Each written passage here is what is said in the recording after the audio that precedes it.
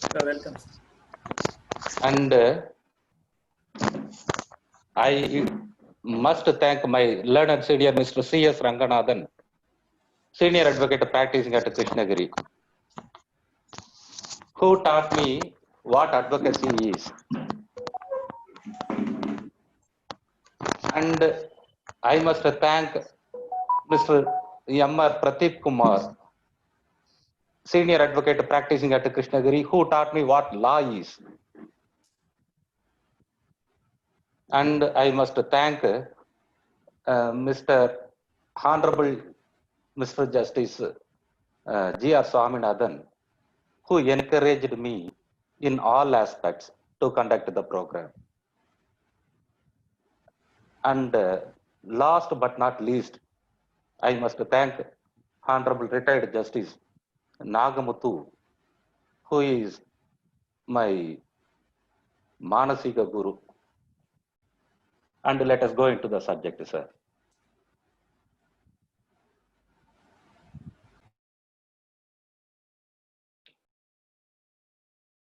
So, voice is audible?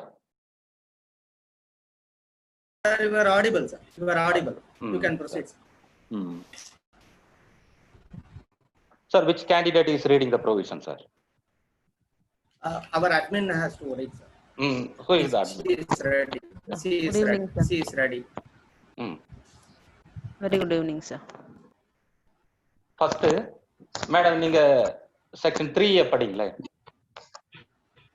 Section 3 interpretation class. Court. Court includes all judges and magistrates and all persons except arbitrators legally authorized to take evidence. This is court. And fact. Fact means and includes. No problem, no problem. One nimasham. See, the court means and includes all judges and magistrates and all other persons except the arbitrator legally authorized to take evidence. இதுல யாருக்காவது doubt இருக்குமா இந்த மாதிரி क्वेश्चनல? See, though the arbitrator is empowered to record evidence, the arbitrator is not coming within the purview of judge or magistrate or court. The arbitrator is not coming within the purview of the word court. So, judges and magistrates and all persons legally authorized to take evidence except the arbitrator. அப்படின்னா ஜட்ஜும் மேஜிஸ்ட்ரேட்டும் ஒருத்தரா வேற வேறையா? இதை யாராவது unmute பண்ணி கொஞ்சம் சொல்ல முடியுங்களா?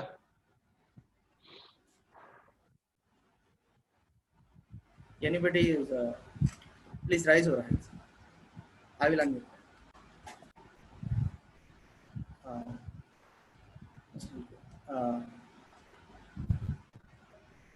Gomati R. I unmute. Good evening. I am Gomati. I am presently Assistant Professor at Sastra University School of Law. You asked for the difference between judge and the magistrate. My question is whether the word magistrate is coming within the purview of judge or not. A magistrate is the one who is empowered under the provisions of the CRPC. No problem. So, judge is a very common term.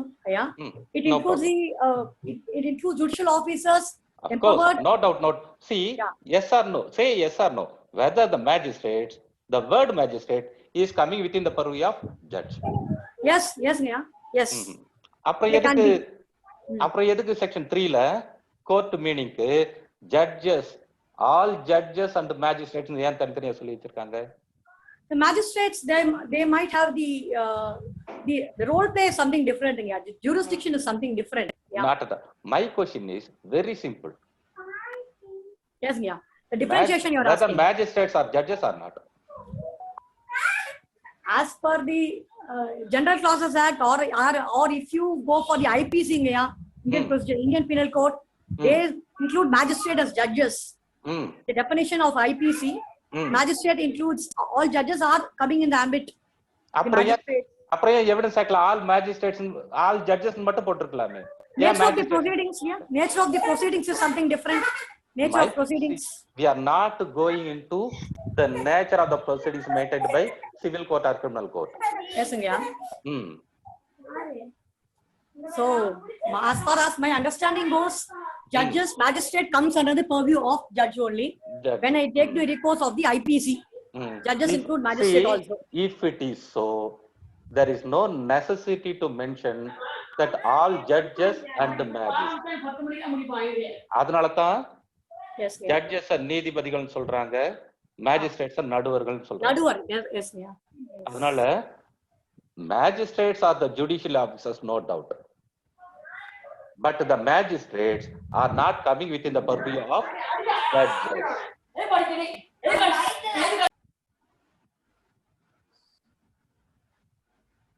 சரியா? சரி.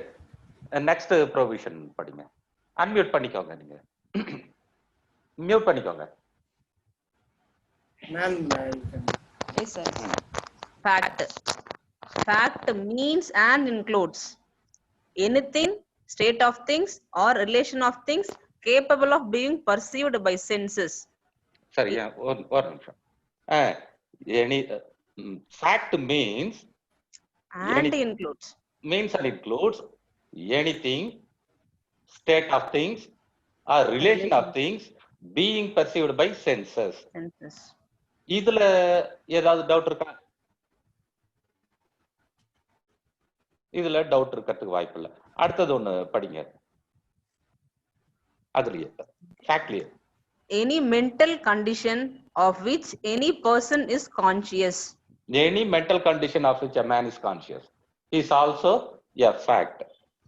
The any mental condition of which a person is conscious, இதுக்கு ஏதாவது ஒரு example யாராவது சொல்ல முடியுமா?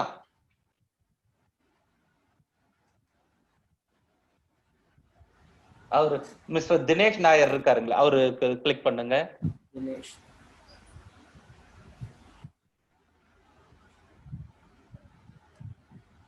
wait a moment.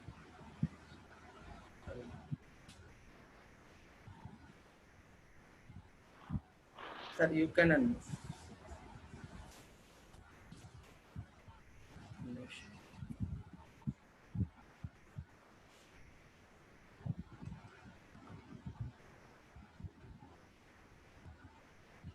Sir, I am unmuted Dinesh. Yes. சொல்லுங்க. Good evening, Lordship. Good evening, Your Honor. Good evening, sir. Good evening, sir. சொல்லுங்க. Good evening. Your question is facts. Facts. See, definition of facts.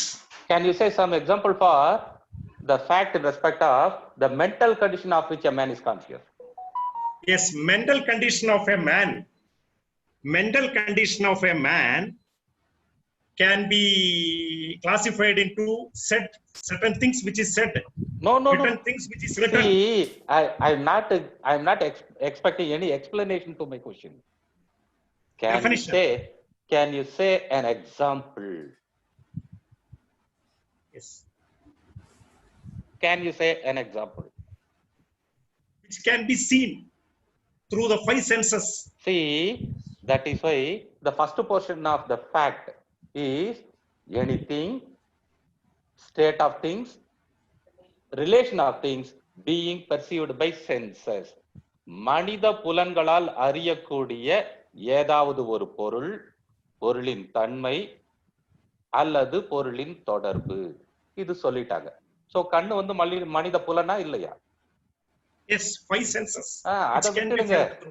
அடுத்த போர்ஷனுக்கு வாங்க. நீங்க முதல் போர்ஷன்லயே இருக்கீங்களே. Any mental condition of which a man is conscious, அதுக்கு ஒரு example தான கேக்குறேன்.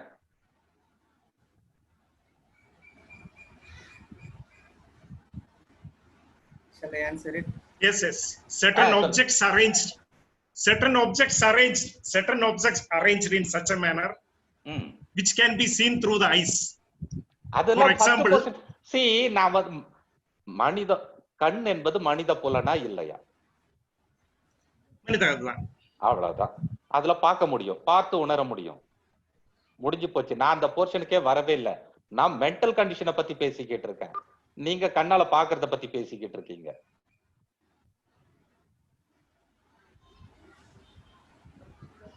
வேற யாராவது ஹேண்ட்ஸ் ரைஸ் பண்ணிருக்காங்களான்னு பாருங்க.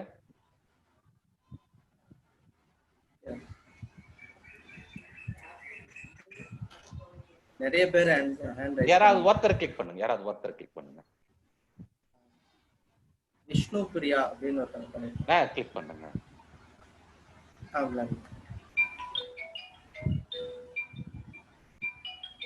அவங்க மியூட் பண்ணிருப்பாங்க போல, அன்மியூட் ஆக மாட்டேங்குது.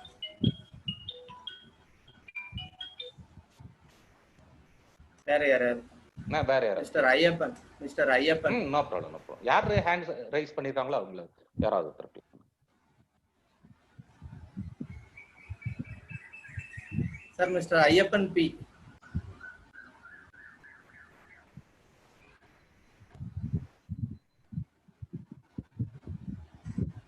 ஹலோ சார், வணக்கம் சார். வணக்கம், சொல்லுங்க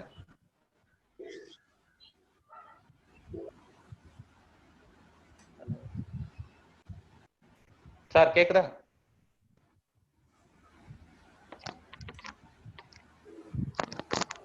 சார் நீங்க பேசலாம். ஐயா லைன்ல தான் இருக்கா? அப்படி. ஹலோ,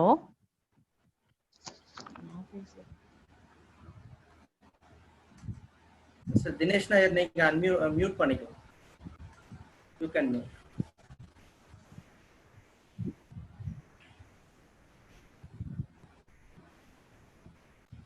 சரி, ரொம்ப டிலே ஆகும். நானே வேணா சொல்லிடுறேன். Any mental condition of which a man is conscious அப்படின்னா motive is the mental condition. what is the motive அப்படின்னு போனீங்கன்னா நாம சைட்டேஷனுக்குள்ள போயிடுறோம். இப்போ we are discussing the subject only purely on academic basis. We are not going to deal with any case. So absolutely the case laws need not be put forth in this program. Practically போயிட்டீங்கன்னா ஒவ்வொருத்தரும் ஒவ்வொரு கோர்ட்ல என்ன நடந்ததுன்ற மாதிரி பேச வேண்டியிருக்கும். அகாடமிக்கா மட்டும் purely அகாடமிக்கா பேசலாம். சரி, நெக்ஸ்ட் என்ன இருக்குதுன்னு பாருங்களேன். அடுத்த definition relevant. One fact is said to be relevant to another. சரி, அதெல்லாம் ஒண்ணு இல்ல. ரெலவென்ட்ன்றது எங்கெங்கெல்லாம் எவிடன்ஸ் ஆக்ட்ல ரெலவென்ட்னு சொல்லி வச்சிருக்காங்களோ அதெல்லாம் ரெலவென்ட்னு ஆயிடும். அவ்வளவுதான். நெக்ஸ்ட் போங்க. fact in issue.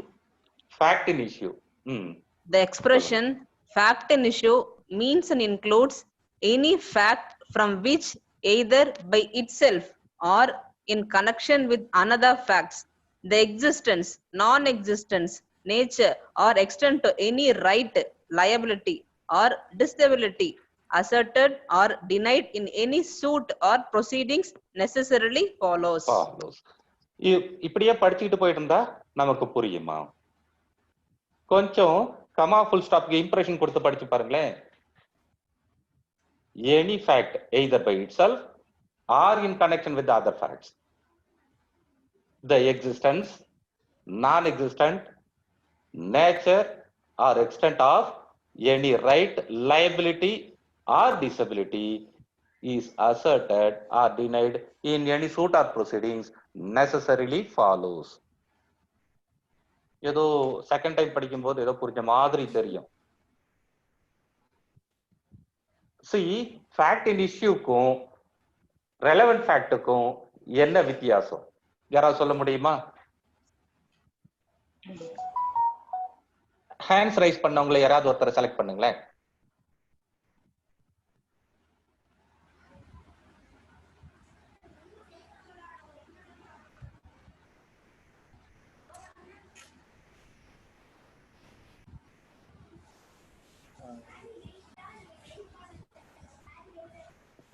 கோபின்னு சார்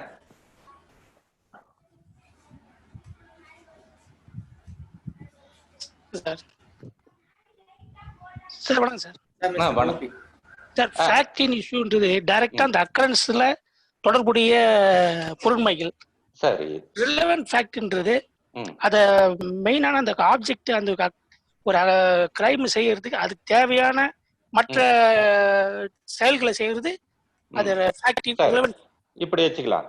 ஏ வந்து பிய கொலை பண்ணிட்டாரு, கத்தியால வெட்டி கொலை பண்ணிட்டாரு. சரியா? இதுல ஃபேக்டின் இஷ்யூ என்ன, ரெலவென்ட் ஃபேக்ட் என்ன?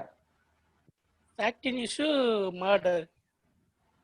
ஃபேக்டின் இஷ்யூ வந்து மர்டர். அதாவது ஏ வந்து பிய கொலை பண்ணிட்டாரா இல்லையா? இல்ல. இது வந்து ஃபேக்டின் இஷ்யூ. அப்ப ரெலவென்ட் ஃபேக்ட்ன்றது ரிலவென்ட் ஃபேக்ட்ன்றது அது எப்படி செஞ்சாருன்றது அது ரிலவென்ட் ஃபேக்ட். அந்த கத்தியை எங்க இருந்து கலெக்ட் பண்ணாரு, எந்த பிளேஸ், என்ன மோட்டிவ், எப்படி பண்ணாரு, எல்லாமே வந்து relevant fact. So if the fact in issue fails, the case must end in acquittal.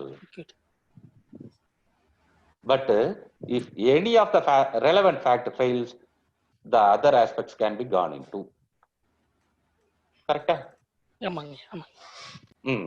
So இதுதான் fact in issue க்கும் relevant fact க்கும். அப்ப fact in issue எவ்வளவு பெரிய paragraph படிச்சீங்களே, என்ன தெரிய வருது?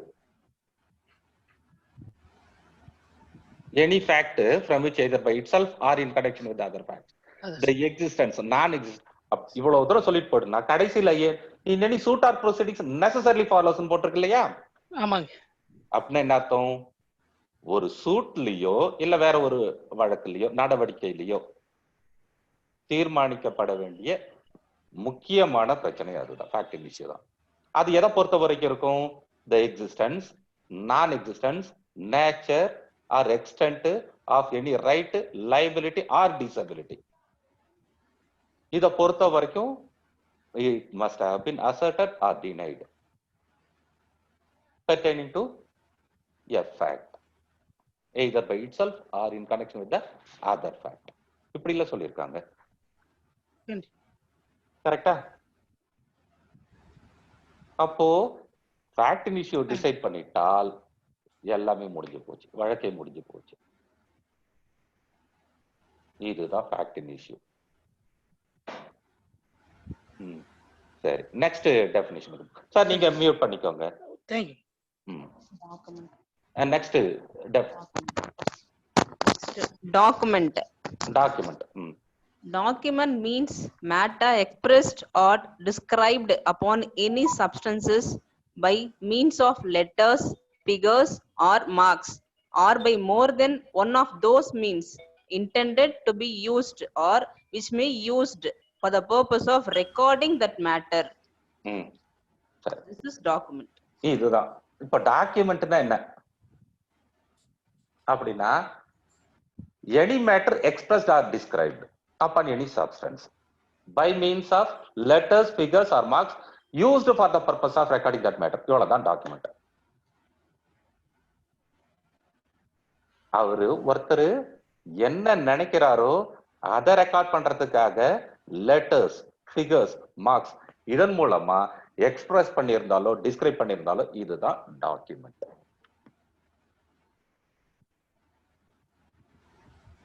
இப்போ டாக்குமெண்ட்னா ஓலையில எழுதி வச்சிருக்காங்க, இல்லைன்னா கல்லுல செதுக்கி வச்சிருக்காங்க. இது டாக்குமெண்டா இல்லையா? இதை யாராவது ஆன்சர் பண்ண முடியுமா? Definitely it's a document. Definitely it is a document. Document தான், no doubt.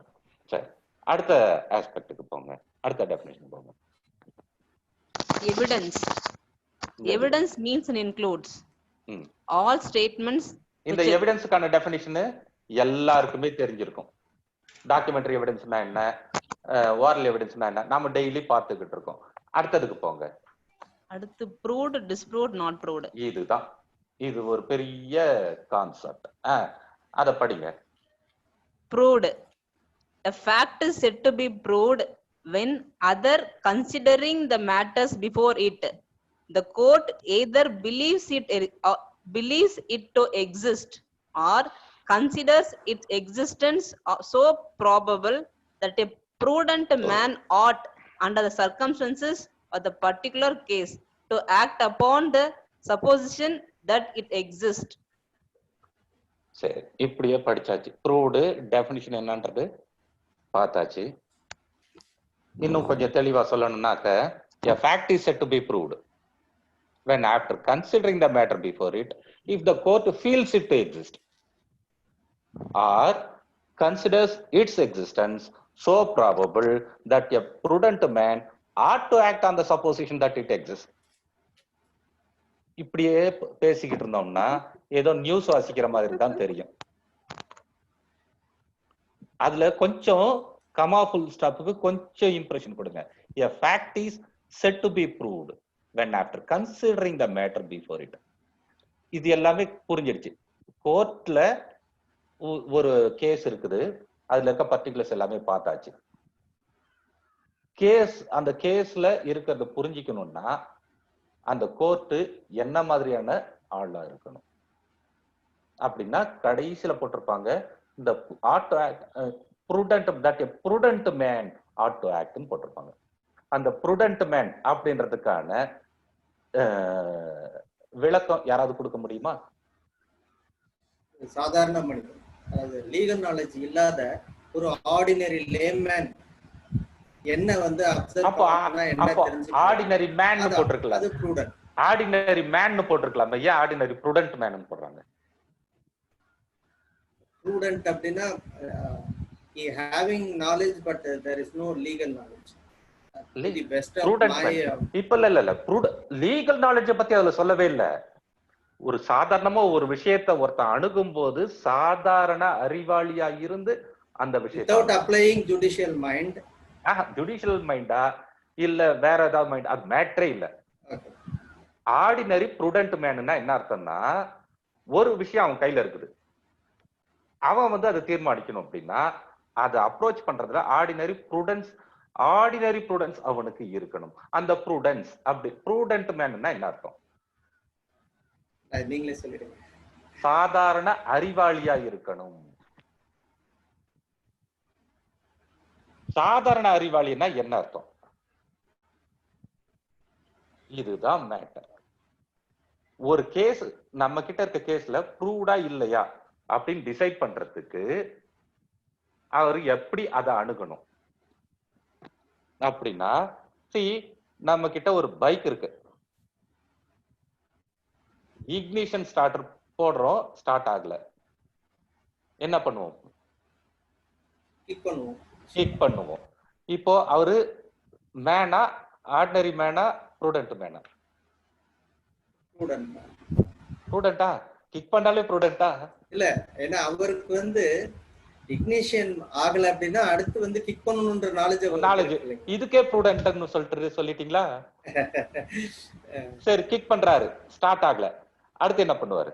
அடுத்து ஒரு மெக்கானிக் பாப்பாரு. இதுதான், இது வந்து மேன்.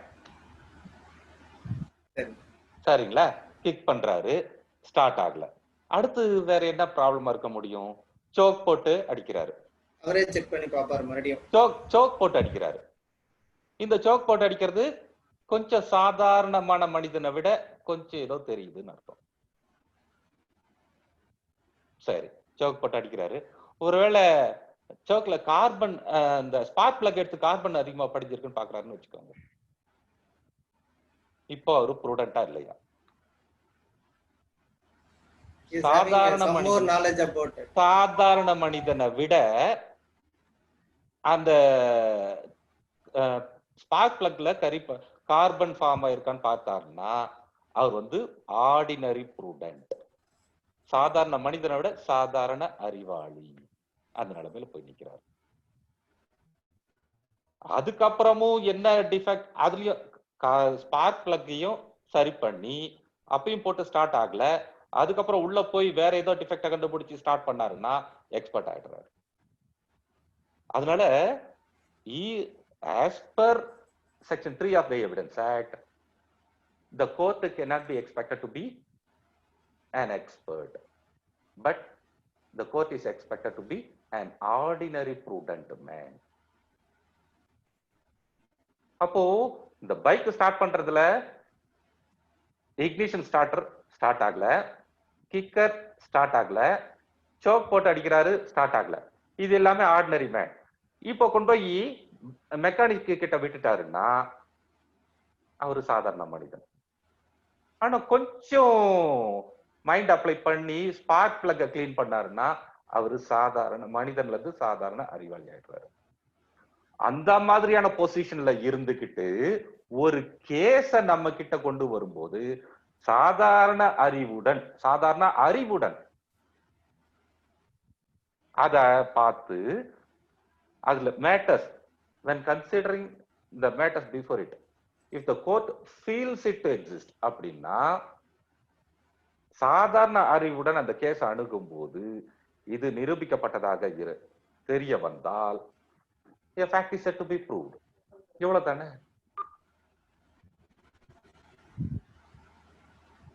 இதுல ஏதாவது டவுட் இருக்குமா?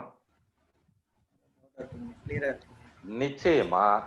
court see, yes, fact is said to be proved when after considering the matter before it, if the court feels it to exist or considers its existence so probable that a prudent man ought to act on the supposition that it exists. இப்போ example சொன்ன உடனே ஓரளவுக்கு புரியும். அப்போ நம்ம கிட்ட இருக்கிற கேஸ proved அப்படின்னு பண்ணணும் நினைக்கணும்னா சாதாரண அறிவுடன் அதை அணுகும் போது இது ப்ரூவ்டுன்னு தெரிய வந்தால் இல்ல நீதிமன்றம் கருதினால் the fact is said to be proved. அவ்வளவுதானே? இது அப்படியே இந்த பிரின்சிபல்ல டிஸ்ப்ரூவ்டுக்கு எடுத்து போடுங்க. அப்படியே நெகட்டிவா போட்டுக்கலாம். A fact is said to be disproved when after considering the matter before it, if the court does not feel it to exist. அதுல feels it to exist வரும். Disprovedல does not feel it to exist or considers its non-existence so probable. இவ்வளவு தானே வித்தியாசம். அது அப்படியே நெகட்டிவ்ல போட்டீங்கன்னா disproved. இதுல இந்த டிஸ்ப்ரூவ்டுக்கும் ப்ரூவ்டுக்கும் ஏதாவது டவுட் இருந்தா யாராவது கேட்க சொல்லுங்களேன்.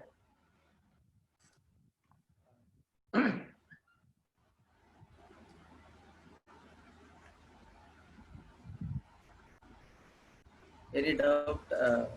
Chat boxல இருக்கான்னு பாக்க.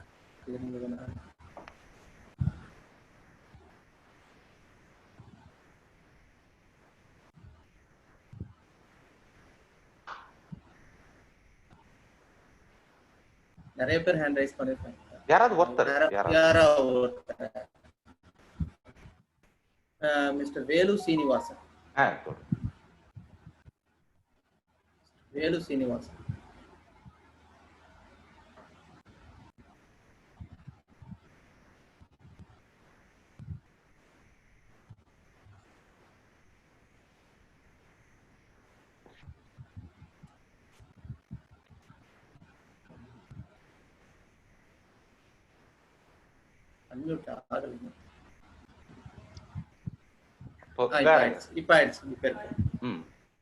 மிஸ்டர் வேலு சீனிவாசன் ஐயா வணக்கம் ஐயா.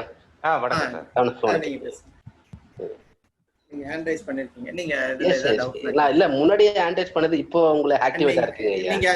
நீங்க ஹேண்ட் டவுன் பண்ணிருந்தீங்கன்னா தெரிஞ்சிருக்குங்க. ஓ அப்படினா சரி. நான் முடிச்ச உடனே ஹேண்ட் டவுன் பண்ணிடணும். இல்லனா அது காமிச்சிட்டே இருக்கும். ஓகேங்க சார். ஓகே. அந்த ப்ரூவ்டுக்கும் டிஸ்ப்ரூவ்டுக்கும் ஏதாவது டவுட் இருக்கா உங்களுக்கு? இல்ல ப்ரூவ்டு மீன்ஸ் நிரூபிக்கப்பட்டது. கரெக்ட். எஸ். ப்ரூவ்டுக்கும் டிஸ்ப்ரூவ்டுக்கும் எனக்கு நோ ஐடியாங்க. No idea. சரி சாரிங்க. எடுங்க. சரி விடுங்க. நீங்க ஹேண்ட் டவுன் பண்ணிடுங்க. ஓகேங்க. ஓகே. சரி. சரி. அடுத்த டெஃபினிஷன் வேற என்ன இருக்குங்க? இவ்வளவுதானே. செக்ஷன் 3ல வேற ஏதாவது இருக்குங்களா? சரி. இப்போ செக்ஷன் 4க்கு போயிடுங்க. may presume, shall presume, conclusive proof. may presume, shall presume, conclusive proof. Conclusive proof. இல்லையா? Yes. may presume என்ன அப்படின்னா என்ன? படிச்சிருங்க madam. may presume whenever it is proved by this act, provided by this act. sorry, proved Whenever it is provided by this act that the court may presume a fact, it may either regard such fact as proved unless and until it is disproved, or may call for proof of it. அப்படின்னா அதாவது whenever it is provided by this act na எந்த act? Indian Evidence Act. Evidence Act. Whenever it is provided by the act of evidence, the court may presume a fact or it may regard such fact as proved unless and until it is disproved, or the court may call for the proof of it. அப்படின்னா என்ன அர்த்தம்? சரி, அது அப்படியே வச்சுக்கலாம். அடுத்தது shall presume வரலாம். Shall presume.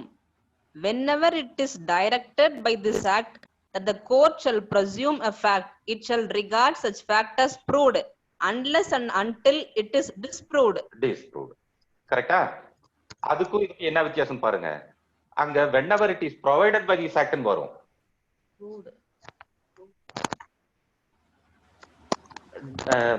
shall presumeக்கு பாருங்க.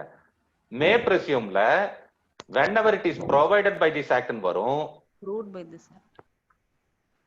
Whenever it is provided by this act. Proved by this act. இல்ல மேடம், ஒருவேளை அது தப்பா இருக்கும். whenever it is provided by this act தான் சரியான. இது proved தப்பு. வேற புக்ல பாரு. அந்த வார்த்தை provedன்ற வார்த்தை தப்பு. whenever it is provided by this act தான் கரெக்ட். இல்ல இந்த புக்லயே அப்படிதான் இங்க.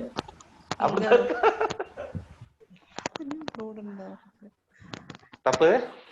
whenever it is provided by this provided act. இங்க correct. whenever it is provided by this act. Correct. அதுதான் சரியான வார்த்தை. provedன்றது தப்பான வார்த்தை. provided தாங்க. புக்லயே நீங்க கரெக்ட் பண்ணுங்க அப்போ. whenever it is provided by this book. அது ஆன்லைன்ல நாம ஒண்ணும் பண்ண முடியாது. அது பண்ண முடியாது. whenever it is provided by this act அப்படின்னா இந்திய சாட்சிய சட்டத்தால் வழிவகை செய்யப்படும் போது அப்படின்னு ஆயிடும். the court may presume a fact or it may regard such fact as proved unless and until it is disproved, or the court may call for the proof of it. may presume வந்துருச்சு. இது அப்படியே இங்க பாருங்க shall presume. whenever it is directed by this act, the court shall regard such fact as proved unless and until it is disproved. அப்போ அங்க the court provides the court to presume a particular fact. ஆனா இந்த இடத்துல shall presumeல the court is directed by this act. அங்க இந்திய சாட்சிய சட்டத்தால் வழிவகை செய்யப்படும் போது, இங்க வந்து இந்திய சாட்சிய சட்டத்தால் படிக்கப்படும் போது டைரக்டட் பை திஸ். அப்போ அங்க the court may presume a fact as proved. இதுல வந்து the court shall presume a fact as proved. See, may presumeல discretion is on the part of the court either to presume or not to presume. But as far as shall presume, it is mandatory on the part of the court to presume, and there is no discretion on the part of the court. அதனால தான் the court shall call for the proof of it in போடல பாருங்க. may presumeல the court may call for the proof of it இருக்கும். shall presumeல the court shall call for the proof of it in கிடையாது. It is mandatory on the part of the court to presume. இதுல ஏதாவது doubt இருக்கா? சரி, இன்னொன்னு பார்க்கலாம். Conclusive proof இருக்குங்களா? Conclusive proof. When one fact is declared by the act to be conclusive proof of another, the court shall, on proof of one fact, regard the other as proved and shall not allow evidence to be given. Evidence shall be given for the purpose of disproving it. இதுல ஒண்ணு பார்க்கலாம். என்னன்னா conclusive proof. When one fact is declared to be the conclusive proof of another, And on proof of one fact, the court shall not allow evidence for the purpose of disproving the other. அப்படின்னா, see, there are two facts. Similar facts or same facts. One is declared to be the conclusive proof of another. And on proof of one such fact, the court shall not allow evidence for the purpose of disproving the other. Appo, when it is declared to be the conclusive proof, no evidence shall be allowed for the purpose of disproving the other. சொல்லிட்டாங்க. இதுல ஏதாவது doubt இருக்கா?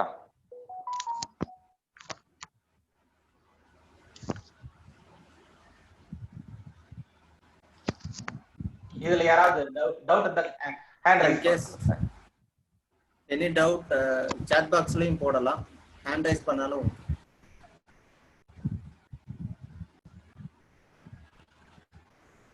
Doubt இருந்தா chat பாக்ஸ்ல போடுங்க, நான் unmute பண்ணிட்டேன். இல்ல ஹேண்ட் ரைஸ் பண்ணாலும்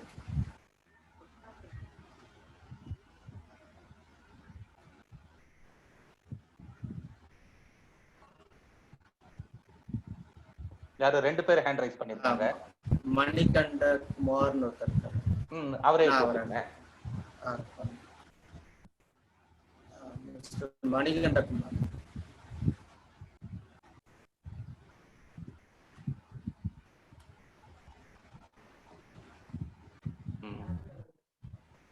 மணிகண்ட குமார் அன்மியூட் ஆயிடுச்சு. மிஸ்டர் மணிகண்ட குமார் சொல்லுங்க sir. Good evening sir. Good evening lordship. Good evening sir. சொல்லுங்க சொல்லுங்க. இங்கிலீஷ் சொல்லிடுங்க சார். புரியல. நீங்க எனக்கு அதுக்கு ஒன்றும் புரியலன்னு சொல்றதுக்காக தான் நான் ஹேண்ட் ரைஸ். ஓ, ஒன்னு புரியலையா? சுத்தமாவே புரியல. எது புரியல? மே பிரசிம் புரியலையா? ஷெல் பிரசிம் புரியலையா? Shall presume. See, ஷெல் பிரசிம்னா டைரக்ஷன். நீங்க பிரசிம் பண்ணி தான் ஆகணும். அப்போ எந்தெந்த இடத்துல எல்லாம் எவிடன்ஸ் ஆக்ட்ல the court shall presume னு போட்டிருக்காங்களோ அந்தந்த இடத்துல எல்லாம் it is mandatory on the part of the court to presume. There is no discretion to the court either to presume or not to presume. Thank you. கரெக்டா? Thank you. Thank you. சரி, இப்ப conclusive ப்ரூஃபும் பார்த்தாச்சு. இப்போ presumption section 4ல எல்லாமே presumption and conclusive proof. இந்த evidence ஆக்ட்ல சொல்லப்படாத இன்னொரு presumption இருக்கு, ஏதாவது யாராவது சொல்ல முடியுமா? இத பொறுத்த வரைக்கும் யாராவது ஹேண்ட் ரைஸ் பண்றாங்களா பாருங்களேன்.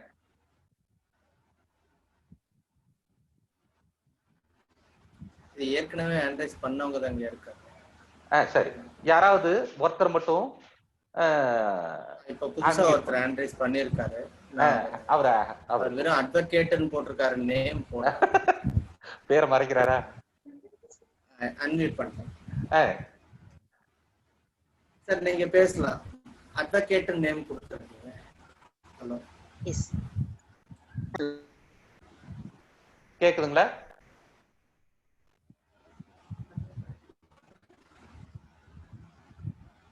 மேம் நீங்க அன்மியூட் பண்ணுங்க. நான் அன்மியூட் பண்ணிட்டேன், நீங்க அன்மியூட் பண்ணாதான் அன்மியூட் ஆகும். ஹலோ, கேக்குதுங்களா? சார் கேக்குது. ஹலோ, சொல்லுங்க. Rebuttable presumption and irrebuttable. Excellent. Rebuttable presumption கரெக்ட்டா? irrebuttable presumption ஒன்னு இருக்கா? சரி, இப்போ எப்படி வச்சுக்கலாம்? presumption is always rebuttable. சரியா தப்பா?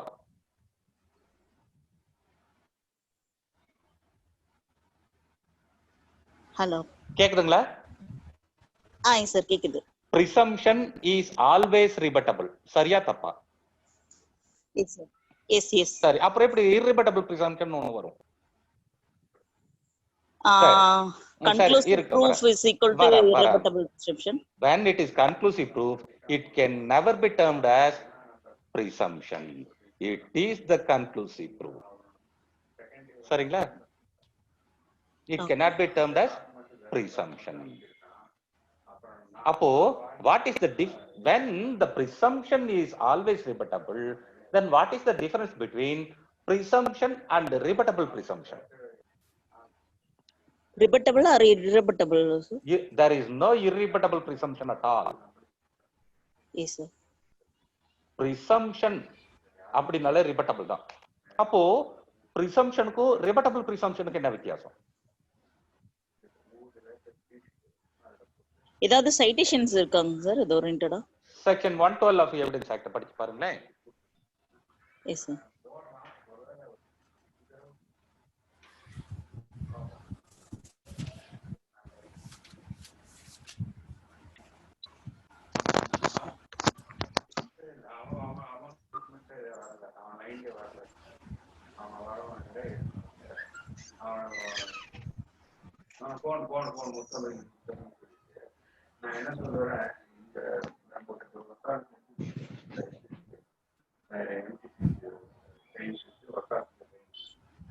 Birth during marriage. 112 படிக்க சொல்லுவாங்க. 112 படிக்க சொல்லுங்களேன். Ma'am Okay. 112 Birth during marriage. Conclusive proof of legitimacy. The fact act any person was born during the continuation of valid marriage between his mother and any man or within 280 days after its dissolution, the mother remaining unmarried shall be conclusive proof that he is the legitimate son of that man, unless it can be shown that the parties to the marriage had no access to each other at any time when he could have been begotten.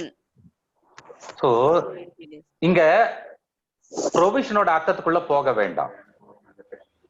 நாம ரிபட்டபிள் பிரிசம்ஷன்ல மட்டுமே நிக்கிறோம். இப்போ மறுபடி நம்ம conclusive ப்ரூஃப்க்கு போலாம். Conclusive ப்ரூஃப்ல என்ன சொல்லிருக்காங்க? When one fact is declared to be the conclusive proof of another, no evidence shall be adduced for the purpose of disproving the other. இப்படிதானே சொல்லிருக்காங்க. இதே செக்ஷன் 112 என்ன சொல்லிருக்காங்க? When a child is born during the continuance of the valid marriage or within 280 days from the date of the dissolution of the marriage and the mother remaining unmarried. அப்படின்னா it shall be the conclusive proof that it is born to its mother through her husband unless the contrary is proved. சொல்லிருக்காங்களா? அப்போ சட்டத்துல நம்ம ப்ரொவிஷனோட கான்செப்டுக்குள்ள போக வேண்டாம். இங்க வந்து section 4ல conclusive ப்ரூஃப்ல when one fact is declared to be the conclusive proof of another, no evidence shall be adduced for the purpose of disproving the other. அங்க என்ன சொல்றாங்க? Though a fact is declared to be the conclusive proof, a chance is given to one party to disprove the conclusive proof. அப்போ where a statutory right is given to one party, statutory right is given to one party to disprove the conclusive proof, such a proposition is called rebuttable presumption. இதுல யாருக்காவது doubt இருக்கா sir? இதுல யாருக்காவது doubt இருக்கான்னு கேளுங்களேன்.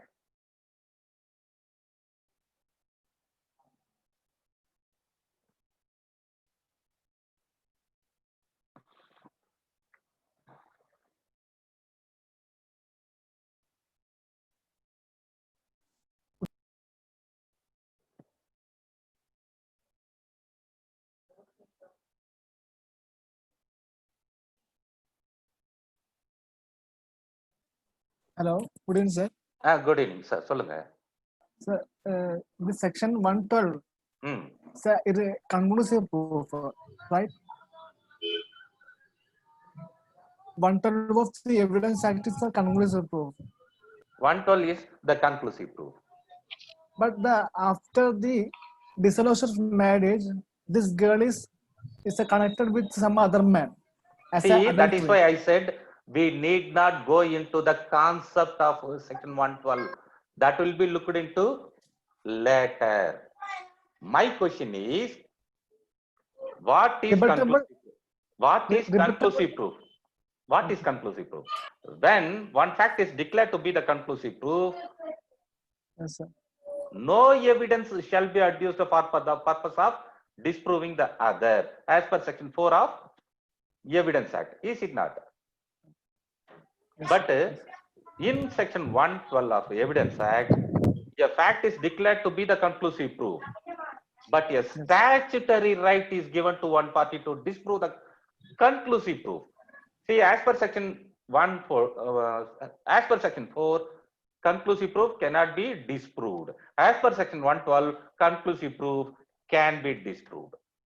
Then the 112 is also remaining rebuttable. See, that is why I am saying, yes, if a statutory right is given to one party to disprove the conclusive proof, such a proposition is called rebuttable presumption. Okay, sir. Thank you, sir. And see, if the conclusive proof, if a party is not given an opportunity to disprove the conclusive proof, then it stands conclusive proof forever. It cannot be termed as irrebuttable presumption. It is the conclusive proof. It is not irrebuttable presumption. Is there any provision that's rebuttable with conclusive proof? Any other provision like that? That has to be looked into. That will be seen later, sir. Okay, sir. Thank you, sir.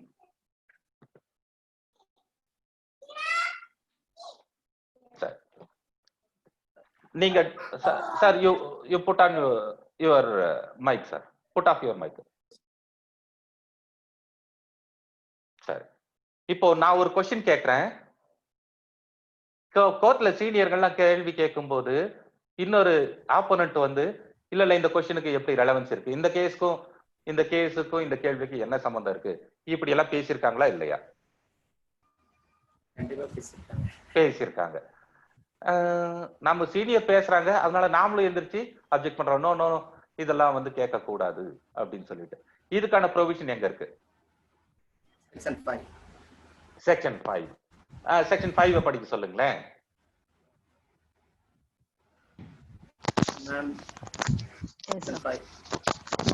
Of the relevancy of facts. Section 5. Evidence may be given of fact in issue and relevant facts. Evidence may be given in any suit or proceedings of the existence or the non-existence of every fact in issue and of such other facts as are hereinafter declared to be relevant and of no others. And of no others. If there is evidence, the evidence must be given in respect of the fact in issue or relevant fact and of no others ன்னு போட்டாங்க. அதனாலதான் சீனியர்ஸுங்கெல்லாம் எந்திரிச்சு இந்த question வராது, இதுக்கு relevancy கிடையாது அப்படின்னு object பண்றாங்க. கரெக்டா? ஹலோ சார், கேக்குதுங்களா? Yes sir. கேக்குது. சரி, இப்போ நம்ம பிராக்டிக்கலா இதெல்லாம் பார்த்துட்டோம். அடுத்து இந்த 6 to 9 வந்து ரொம்ப இம்பார்ட்டன்ட் ப்ரொவிஷன்ஸ். இதை வந்து படிக்கணும்னா கொஞ்சம் டைம் எடுத்துக்கும். இப்போ நாம என்ன பண்றோம், டைரக்டா 12க்கு போறோம். 11க்கு போயிடலாம். மேடம் 11க்கு போங்க.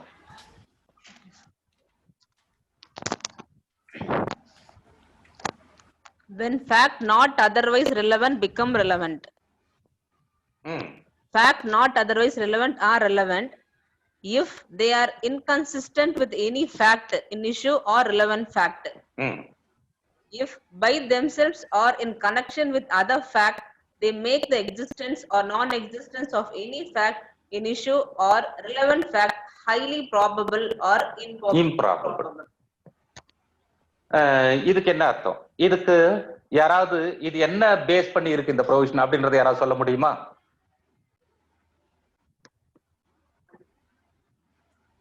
It's a concept of alibi. அலிபின்னா என்ன?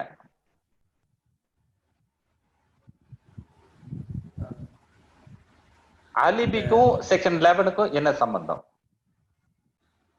ஒரு ஃபேக்ட் வந்து ஃபேக்ட் இன் இஷ்யூக்கு ரெலவெண்டா இருக்காது. பட் அதை வந்து கனெக்ட் பண்ற ஃபேக்ட், அதாவது highly probable or highly improbable. நல்லா பாருங்களேன், if it is inconsistent with any fact in issue or relevant fact ன்னு போட்டு விட்டாங்க. Yes. அப்படின்னா என்ன அர்த்தம்? Inconsistent. See, அப்போ என்ன அந்த அலிபின்ற வார்த்தையில எப்படி கொண்டு வராங்கன்னா, அலிபிக்கு என்ன மீனிங்னா the plea of absence of any person charged with an offense at the time and place of occurrence. இந்த சம்பவம் நடந்த சமயத்திலையும் அந்த இடத்துலயும் நாங்க இல்ல.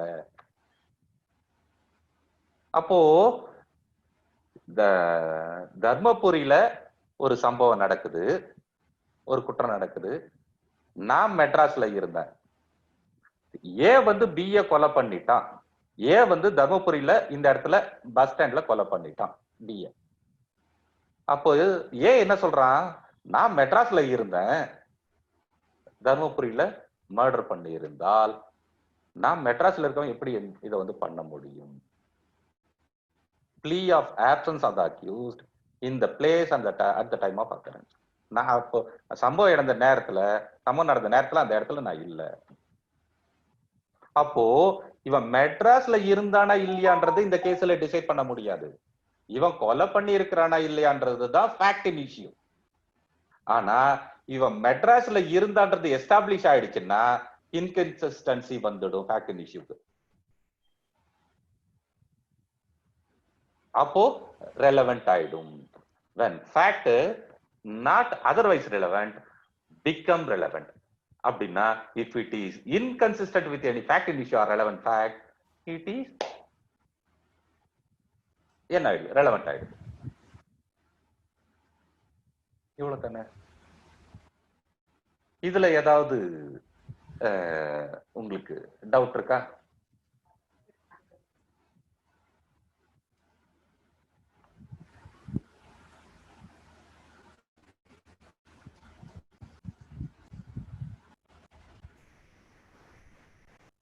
யாராவது ரைஸ் ஹேண்ட் ரைஸ் பண்ணா பண்ணிடுங்க. anybody have Jansi APP? கொடுங்க. Jansi. Yes. குட் ஈவினிங் ஐயா. குட் ஈவினிங் மேடம், சொல்லுங்க. ஆக்சுவலி அக்யூஸ்ட் வந்து இப்ப நான் மெட்ராஸ்ல இருந்தேன் அப்படின்றத ப்ரூவ் பண்ண வேண்டியது அக்யூஸ்ட் இல்லையா? ஆமா. சப்போஸ் அத அவரு ப்ரூவ் பண்ணலனா இவர் கொலை பண்ணாருன்றது ப்ரூவ் ஆயிடுமா? நீங்க வந்து அதுதான் ஃபேக்ட்டுக்குள்ள போயிடாதீங்க. அந்த ப்ரொவிஷனோட பிரின்சிபல்குள்ளேயே இருக்கணும். நீங்க ஃபேக்ட்டுக்குள்ள போயிட்டீங்கன்னா ஏதோ கேஸ பத்தி பேசுறீங்கன்னு அர்த்தம். நல்லா யோசனை பண்ணி பாருங்க. ஏ வந்து பிய இந்த ஊர்ல பஸ் ஸ்டாண்ட்ல இத்தனை மணிக்கு கொலை பண்ணிட்டாரு. அப்போ ஏ என்ன சொல்றாரு, நான் அந்த ஊர்லயே இல்ல, நான் மெட்ராஸ்ல இருந்தேன் அப்படின்றாரு. இவர் மெட்ராஸ்ல இருந்தாரா இல்லையான்றது இங்க டிசைட் பண்ண வேண்டியது இல்லை. ஏ வந்து பிஏ கொலை பண்ணாரா இல்லையான்றதா ஃபேக்ட் இஷ்யூ. சரியா தப்பா? Fact issue. ஆமா, ஃபேக்ட் இஷ்யூ அதுதான். ஃபேக்ட் இஷ்யூ அதான். இவர் மெட்ராஸ்ல இருந்தாரா இல்லையான்றதை டிசைட் பண்ண வேண்டியது இல்லை. கரெக்டா? எஸ், ஆமா. அப்படி இருக்கும்போது இவர் எஸ்டாப்ளிஷ் பண்றாரு, ஆமா நான் மெட்ராஸ்ல தான் இருந்தேன் அப்படின்னு எஸ்டாப்ளிஷ் பண்ணிட்டாருன்னா இங்க ஃபேக்ட் இஷ்யூ என்ன ஆகும்? கன்சிஸ்டன்சி. இதுக்கு இன்கன்சிஸ்டன்ஸ் ஆயிடுதா? இது ஆயிடுதா? ஆகல. அப்போ என்ன ஆகும்? அக்யூட்டர்ல தான போய் அது ரிலவென்ட். அப்போ அவர் சொல்றது ரிலவென்ட் ஆயிடுது. ஆமா. அப்போ மெட்ராஸ்ல இருந்தாரா இல்லையான்றது irrelevant இருந்தாலும் it is inconsistent with the fact in issue or relevant fact, therefore it is relevant. கரெக்ட்டா? Okay okay. அவ்வளவுதான். Thank you. No problem. இப்போ மறுபடி இன்னொரு டெஃபினிஷன் ஒன்னு இருக்கு. செக்ஷன் 17 குள்ள போங்க. நான் section 17.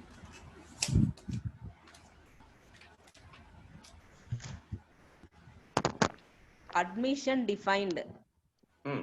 An admission is a statement, oral or documentary, or contained in electronic form, which suggests any inference as to any fact in issue or relevant fact and which made by any of the persons under the circumstances hereinafter mentioned. Hereinafter mentioned na evidence act. சரி அதெல்லாம் இருக்கட்டும். Any statement, oral or documentary, which suggests any inference as to fact and issue or relevant fact. இதுல யாருக்கு புரிஞ்சது யாருக்கு புரியல யாராவது சொல்ல முடியுமா? Please raise your hands.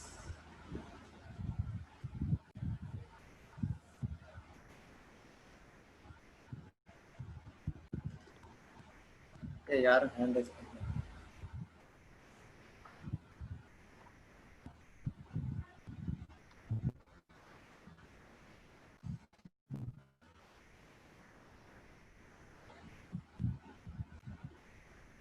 Yeah, nobody raised their hands. Nobody raised. சரி இப்ப பாத்துக்கலாம். கன்ஃபெஷனுக்கும் அட்மிஷனுக்கும் என்ன வித்தியாசம்? இந்த கேள்விக்கு யாராவது ஹேண்ட் கண்டிப்பா ரைஸ் பண்ணுவாங்க பாருங்க. மிஸ்டர் தினேஷ் நாயர். தினேஷ் நாயரா? தினேஷ் நாயர். இல்ல அவர் கேள்வி கேட்டுட்டாரு, வேற ஒருத்தருக்கு வாய்ப்பு கொடுக்கலாம். Okay okay. ஜீவிதான்னு ஒருத்தங்க. கொடுங்க.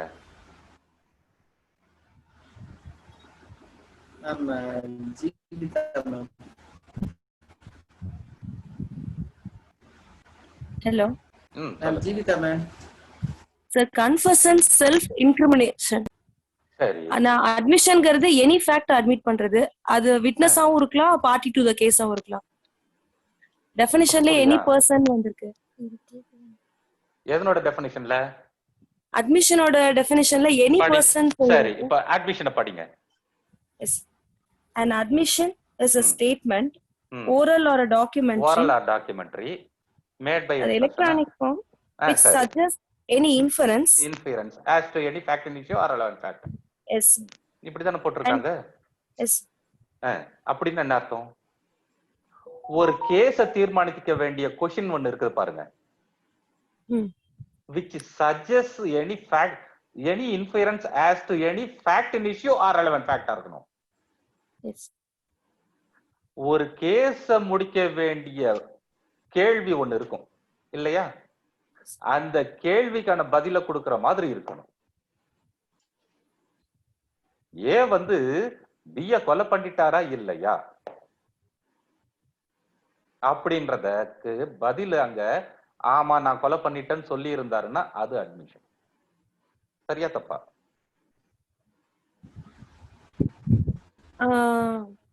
ஆனா இதுல அட்மிஷன்ங்கிறது சிவில் கேசஸ்க்குங்கறனால இந்த மாதிரி நான் கொலை பண்ணிட்டேன்னு சொல்றது கன்ஃபெஷன் கீழ வரும். ஓ அட்மிஷன்னா சிவில் கேஸ் கரெக்ட்டா? கன்ஃபெஷன்னா கிரிமினல் கேஸ் கரெக்ட்டா? அப்போ நீங்க கிரிமினல் கேஸ்ல கன்ஃபெஷன் பெட்டிஷன் தான போடுறேன்னு சொல்லணும். ஏன் அட்மிஷன் பெட்டிஷன் போடுறீங்க?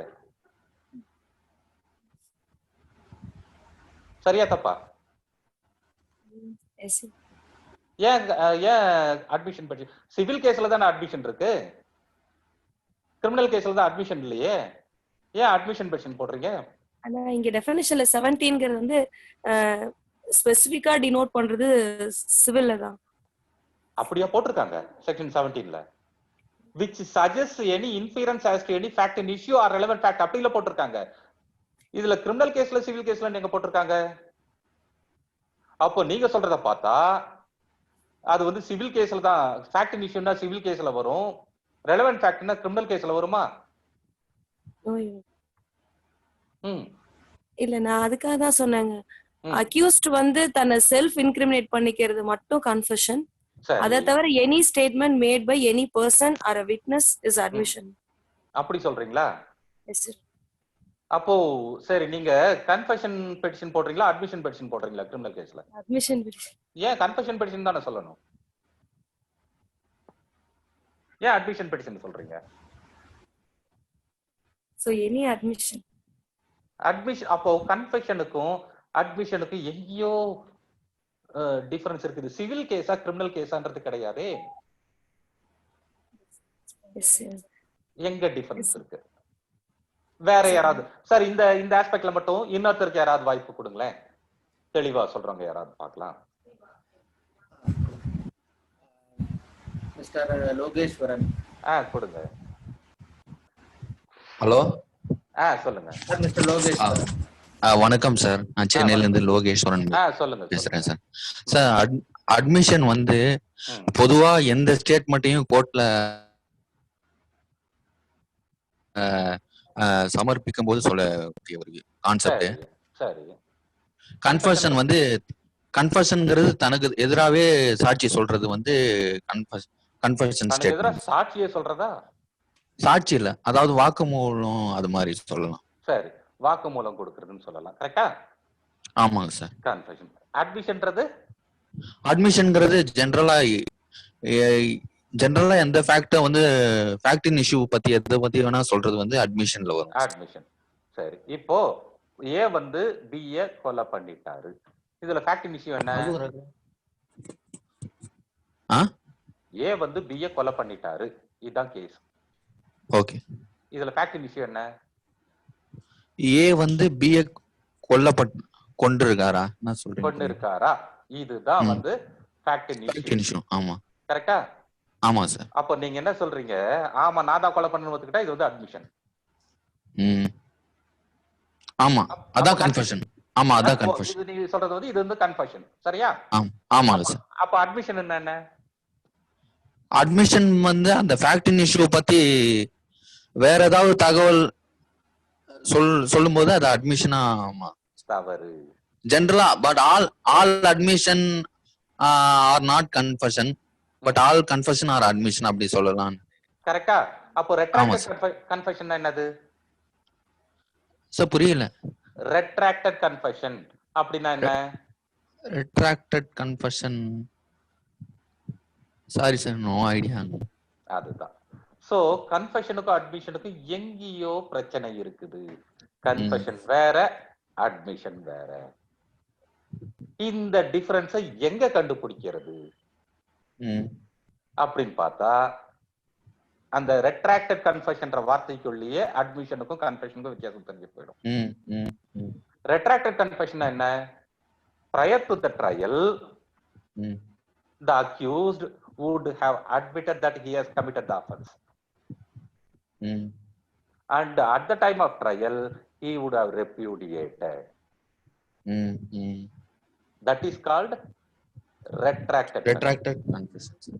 So ட்ரையலுக்கு முன்னாடி எல்லா இடத்துலயும் ஆமா நான் தான் பண்ணேன்னு சொல்லியிருப்பான். ஆமாங்க சார். ட்ரையல்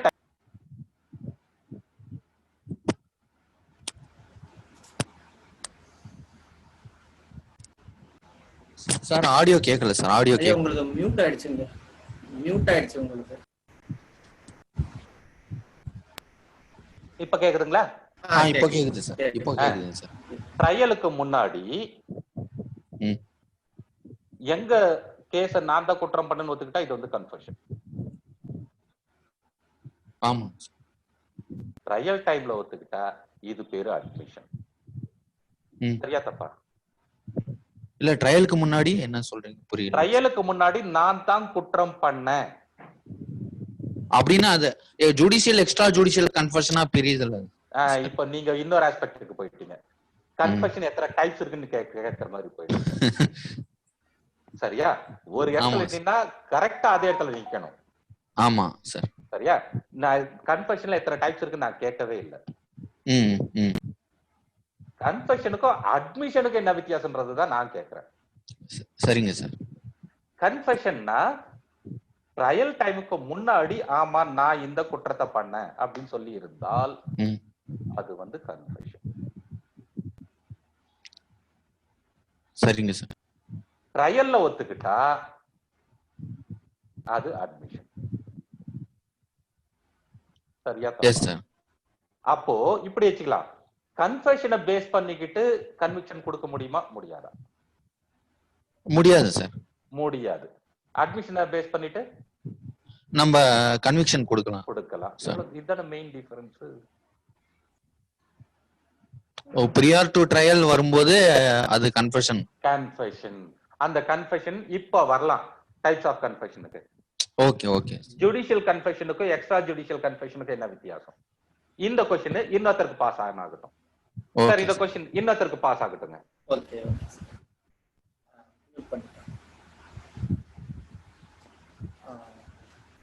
நிறைய ஹேண்ட் ரைஸ் பண்ணியிருக்காங்க.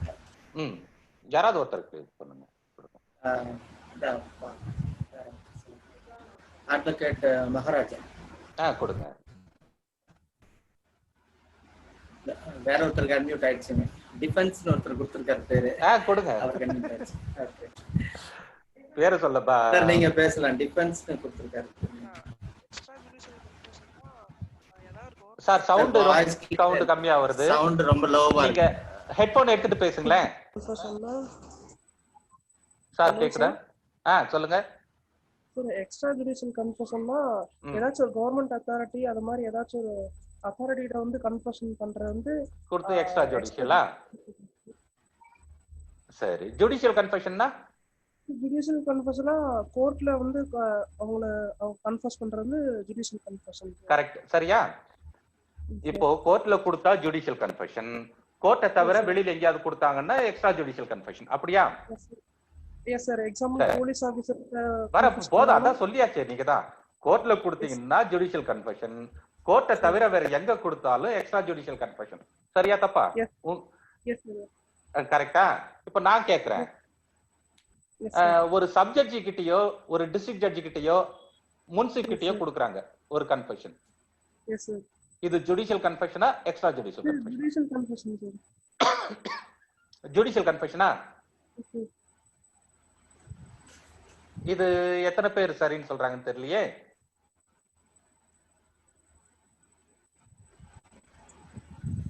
சரி சார், தனசேகரன் சார் நீங்க சொல்லுங்களேன். ஜுடிஷியல் கன்ஃபெஷன் அல்ல extra judicial confession given under section 164 CRPC alone the judicial confession. அதுல confession is extra judicial. 164 ல கன்ஃபெஷனா சொல்லிருக்காங்க.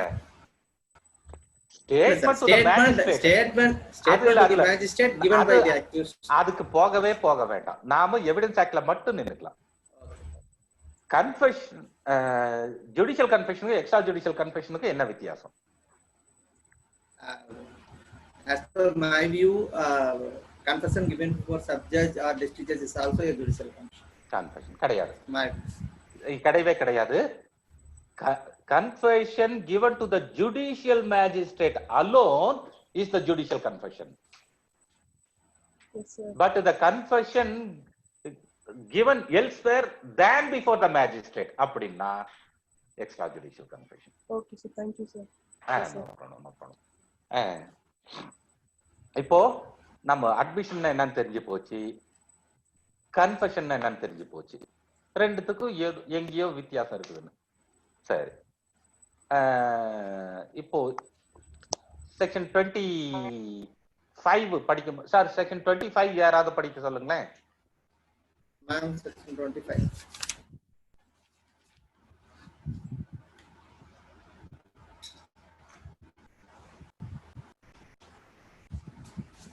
confession to police officer not to be proved, that is section 25. Section 25 அதுல basic concept என்ன? No confession made to a police officer shall be proved against a person accused of any offense while in the custody of the police. இல்லையா? see provision அவ்வளவுதாங்க இருக்கு. அதான் provision bold lettersல போட்டுருப்பாங்க, கீழ போட்டுருப்பாங்க இல்லீங்களா? அதுல பாத்தீங்கன்னா bold letterல என்ன போட்டுருக்காங்கன்னா confession to the police officer not to be proved. No confession made to a police officer shall be proved as against a person accused of it. Sir, voice audible இல்ல? Voice audible இல்ல. சொல்லுங்க, இப்ப பேசுங்க. இப்ப கேக்குதுங்களா? கேக்குது. சொல்லுங்க. Section 25 confession to police officer not to be proved. No confession made to a police officer shall be proved as against a person accused of any offense. சரி, a person accused of any offense is giving a confession to the police officer not to be proved while in the custody of the police தான் அது. Sir கேக்குதா? Yes. Sir, audible இல்ல. Yes. சரி, அப்போ confession given to the police officer வந்து not to be proved, it is not relevant. என்ன relevancy of ஃபேக்ட்ல தான் வருது. 5 to 55 வந்து ரெலவன்சி ஆஃப் ஃபேக்ட்ஸ் தான். ரெலவன்சில அப்போ confession given to the police officer வந்து not relevant. அப்படியே செக்ஷன் 26க்கு வாங்க. Yes. Confession by accused while in the custody of police not to be proved against him. No confession made by any person while he is in the custody of a police officer unless it be made in the immediate presence of a magistrate shall be proved as against that person. இப்போ section 35க்கும் 26க்கு வாங்க. See, confession given to the police officer not to be proved against the accused. ஆனா section 26ல confession given to the police officer by the accused can be proved against him provided it is given in the immediate presence of the magistrate. And the immediate presence அப்படின்றதுக்கான அர்த்தம் என்ன? Confession கொடுக்கும்போது magistrate வந்து உடன் இருக்கணும், கூட இருக்கணும். அப்படி இருந்தா இமிடியேட் கூட இருக்கணும். அப்படி கன்ஃபெஷன் கொடுக்கும்போது மேஜிஸ்ட்ரேட் ஏதோ சாப்பிட்டுட்டு இருக்காரு, இல்லன்னா டீ குடிச்சிட்டு இருக்காரு, அப்படி இருந்தா அந்த இமிடியேட் பிரசன்ஸ்க்கு என்ன வார்த்தை, என்ன அர்த்தம்? மேஜிஸ்ட்ரேட் உடைய நாலேஜ்ல in the presence of magistrate, magistrate முன்னிலையில மேஜிஸ்ட்ரேட் முன்னிலையிலன்றதை விட நேரடி பார்வையில கொடுத்திருக்கணும். நேரடி, இதுதான் முக்கியமான வார்த்தை. இமிடியேட் பிரசன்ஸ்ன்றதுக்கு அர்த்தம் என்னன்னா நேரடி பார்வை, நேரடி பார்வையில கொடுத்திருக்கணும். அப்படி கொடுத்திருந்தா so section 25ல confession given to the police officer cannot be proved against him, proved against accused. But as per section 26, if the confession is given to the police officer in the immediate presence of the magistrate, it can be proved. அவ்வளவுதானே? Yes, yes, clear. சரி, இப்போ இங்க மேஜிஸ்ட்ரேட்னு ஒரு வார்த்தை வருது இல்லைங்களா? அந்த வார்த்தை ஜுடிஷியல் மேஜிஸ்ட்ரேட்டா இல்ல வேற மத்த மேஜிஸ்ட்ரேட்ஸா? இந்த வார்த்தைக்கு எனக்கு யாராவது ஆன்சர் பண்றாங்களான்னு பாருங்களேன். யார் ஹேண்ட் ரைஸ் பண்றாங்க? செக்ஷன் 26ல இருக்க மேஜிஸ்ட்ரேட் ஜுடிஷியல் மேஜிஸ்ட்ரேட்டா இல்ல நான் ஜுடிஷியல் மேஜிஸ்ட்ரேட்? ஒருத்தர் சனா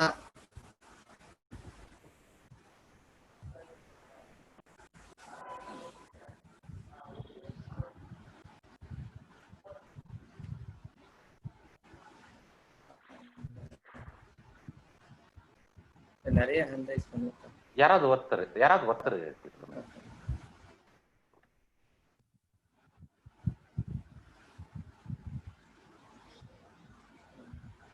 தமிழ் செல்வின்னு ஒருத்தர் கொடுங்க. தமிழ் செல்வி.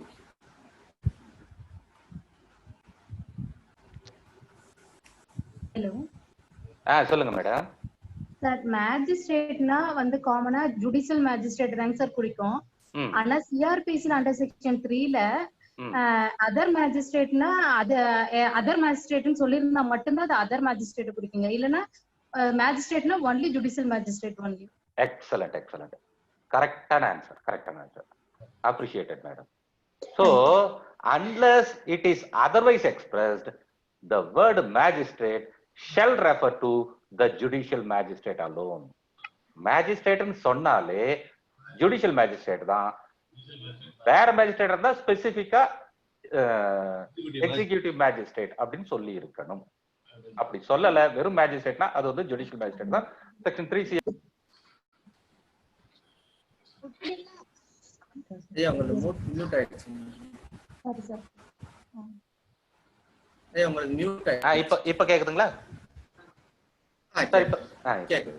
சோ மேஜிஸ்ட்ரேட் அப்படினாலே ஜுடிஷியல் மேஜிஸ்ட்ரேட் தான், unless it is otherwise expressed.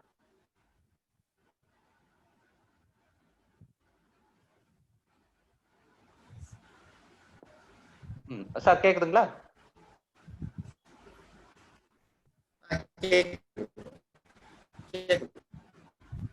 Sir voice ஆடிபிளா இல்ல?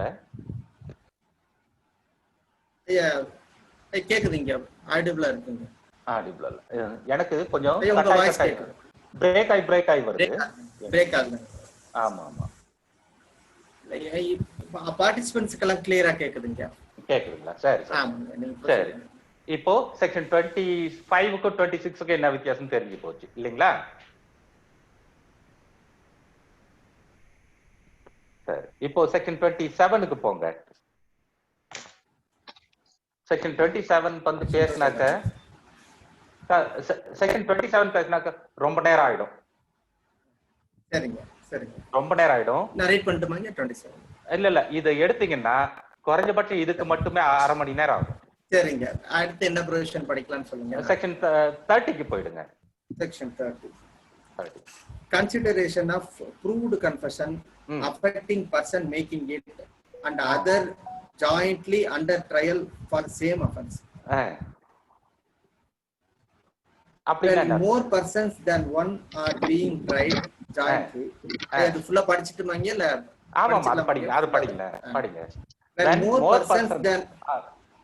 persons than one are being tried jointly for the same offense, and a confession made by one of such person affecting himself and some other of such person is proved, the court may take into consideration such confession as against such other person as well as against the person who makes such confession.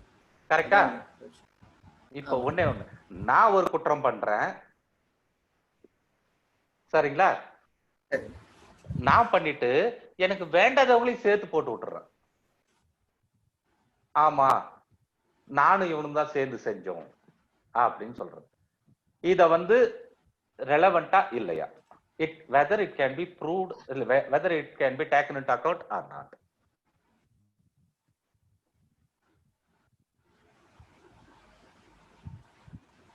இந்த क्वेश्चनக்கு யாராவது hand rice பண்ணிருக்காங்க? அதான் பாக்குறேன் யாரா hand rice.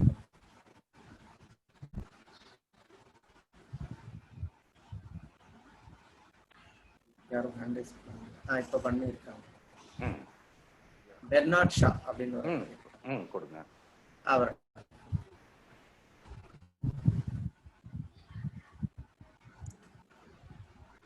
Sir good evening sir. Good evening sir, சொல்லுங்க. Sir, if the confession is given before the judicial magistrate அப்படினாக்க நம்ம அதை எடுத்துக்கலாம் சார். See, question அது இல்ல. இல்ல, if the confession given before the judicial magistrate regarding the co-accused அப்படினாக்க it's a the court can take into account. சரி, இப்படி வச்சுக்கலாம். For the confession given by the accused as well as the co-accused also. சரி, இப்போ confession is given to the village administrative officer by the accused, affecting himself and the other. Yes. That cannot be taken into account. Yes. அப்படி எங்க இருக்கு? I think so, sir. Actually, section 30க்கு போங்க. அதுக்கு தான் section 30ல படிக்க சொல்றேன். Yes, 30. Section 30ல yes, confession given by one accused affecting himself and the other can be taken into account if it is proved when all the accused are jointly tried under the same trial. Yes. எல்லா அக்யூஸ்டும் ஒரே ட்ரையல்ல நடத்தப்படுகிறாங்க. Join பண்ண. Yes. நடத்திட்டு இருக்கும்போது ஒரு accused கொடுத்த confession மத்த அக்யூஸ்டுக்கு அவரையும் பாதித்து மற்றவர்களையும் பாதிச்சிருந்தா அது நிரூபிக்கப்பட்டால் that can be taken into account. அப்போ ஸ்பிளிட் அப் ஆயிடுச்சு கேஸ். ஒரு அக்யூஸ்டுக்கு தனியா நடக்குது, இன்னொரு அக்யூஸ்டுக்கு தனியா நடக்குது. இப்போ செக்ஷன் 30க்கு அங்க என்ன ரோல் இருக்கு? ஜாயிண்ட் ட்ரையல்ல தான் வரணும்ங்கிறதுனால அது ரோல் இல்ல. there is no role at all. அவ்வளவுதான். So all the accused must be tried together under the same trial in order to invoke the principles laid down in section 30. இல்லையா? I understand. அவ்வளவுதான். சரி. Thank you so much. No problem, no problem. இப்போ நீங்க mute பண்ணிக்கோங்க. Yes, yes. You mute yourself, sir. சரி. இப்போ section 32 க்கு வரலாம். Section 32. Section 32 இத நீங்க படிக்க வேண்டாம். வேண்டாம் படிக்க வேண்டாம். செக்ஷன் 32 பத்தி யாராவது சொல்ல வராங்களான்றது ஹேண்ட் ரைஸ் பண்ணிட்டாங்க பாருங்க. ஹேண்ட் ரைஸ் பண்ண சொல்லிடுங்க. செக்ஷன் 32 பொறுத்த வரைக்கும் தெரிஞ்சவங்க சொல்லுங்க.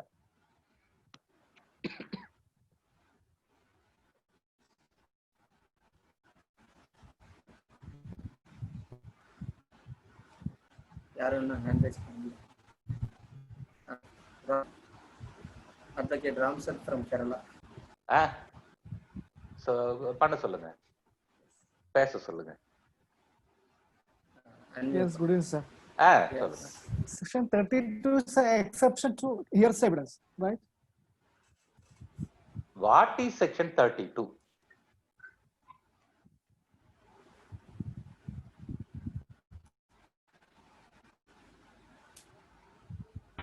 Cases in which statement of relevant fact by a person who is dead or cannot be found, etc. is relevant. What is the idea you have regarding section 32 of Evidence Act?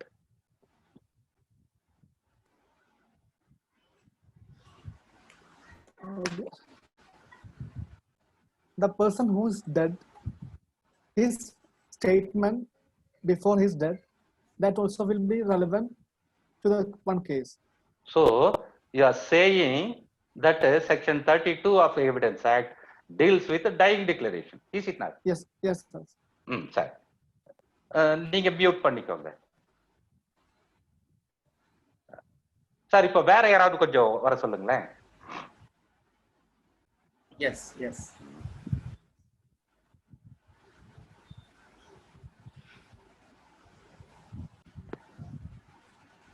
Mr. BAC, Mr. B.A. Chandrasekhar.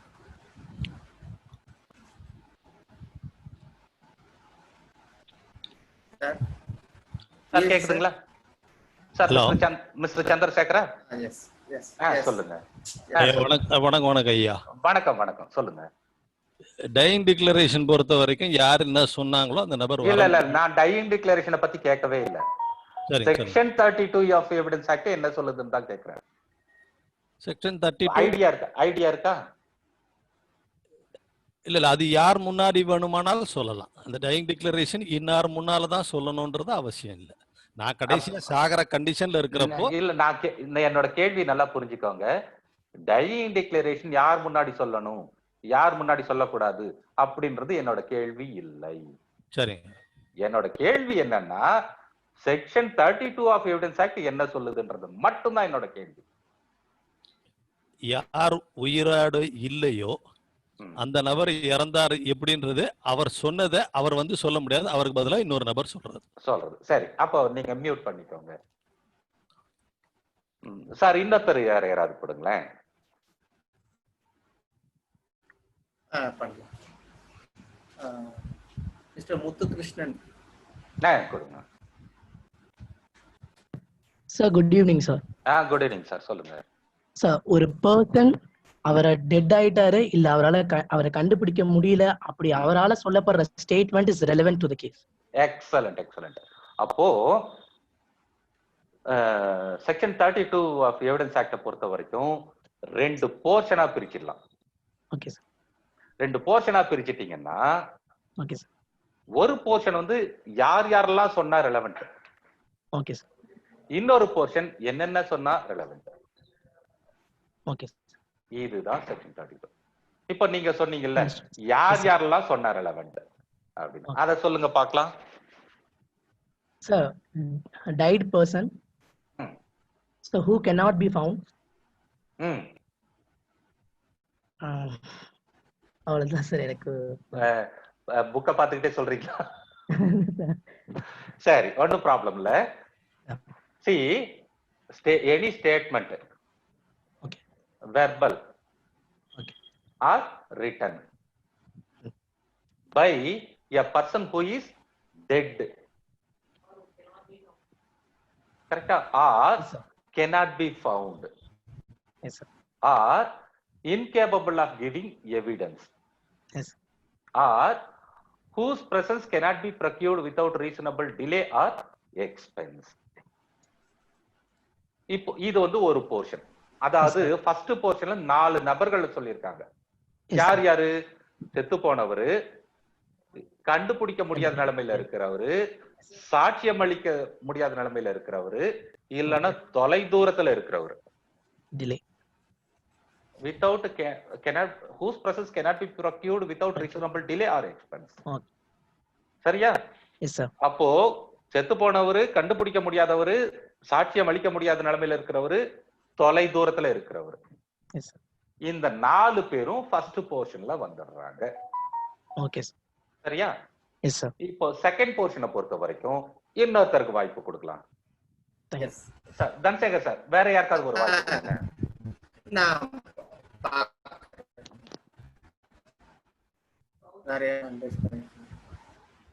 Koushi, mister Koushi.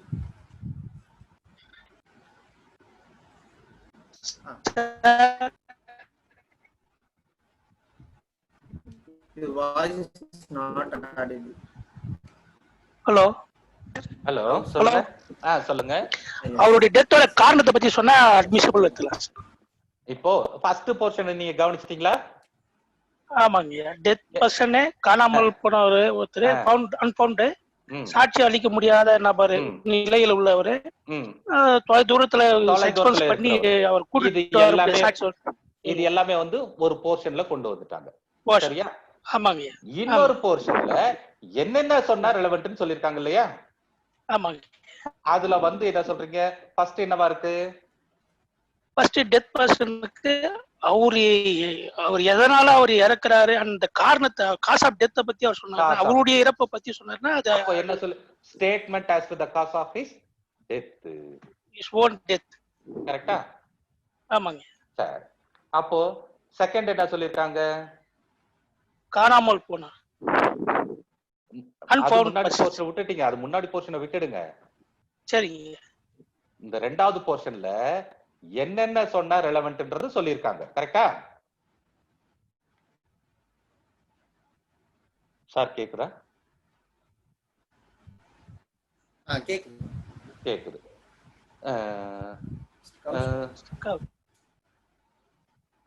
Sir break ஆகி வருது sound இதுல.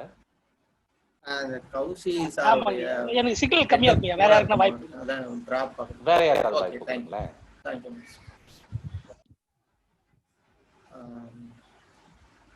வித்யா அப்படின்னு ஒருத்தங்க இருக்காங்க.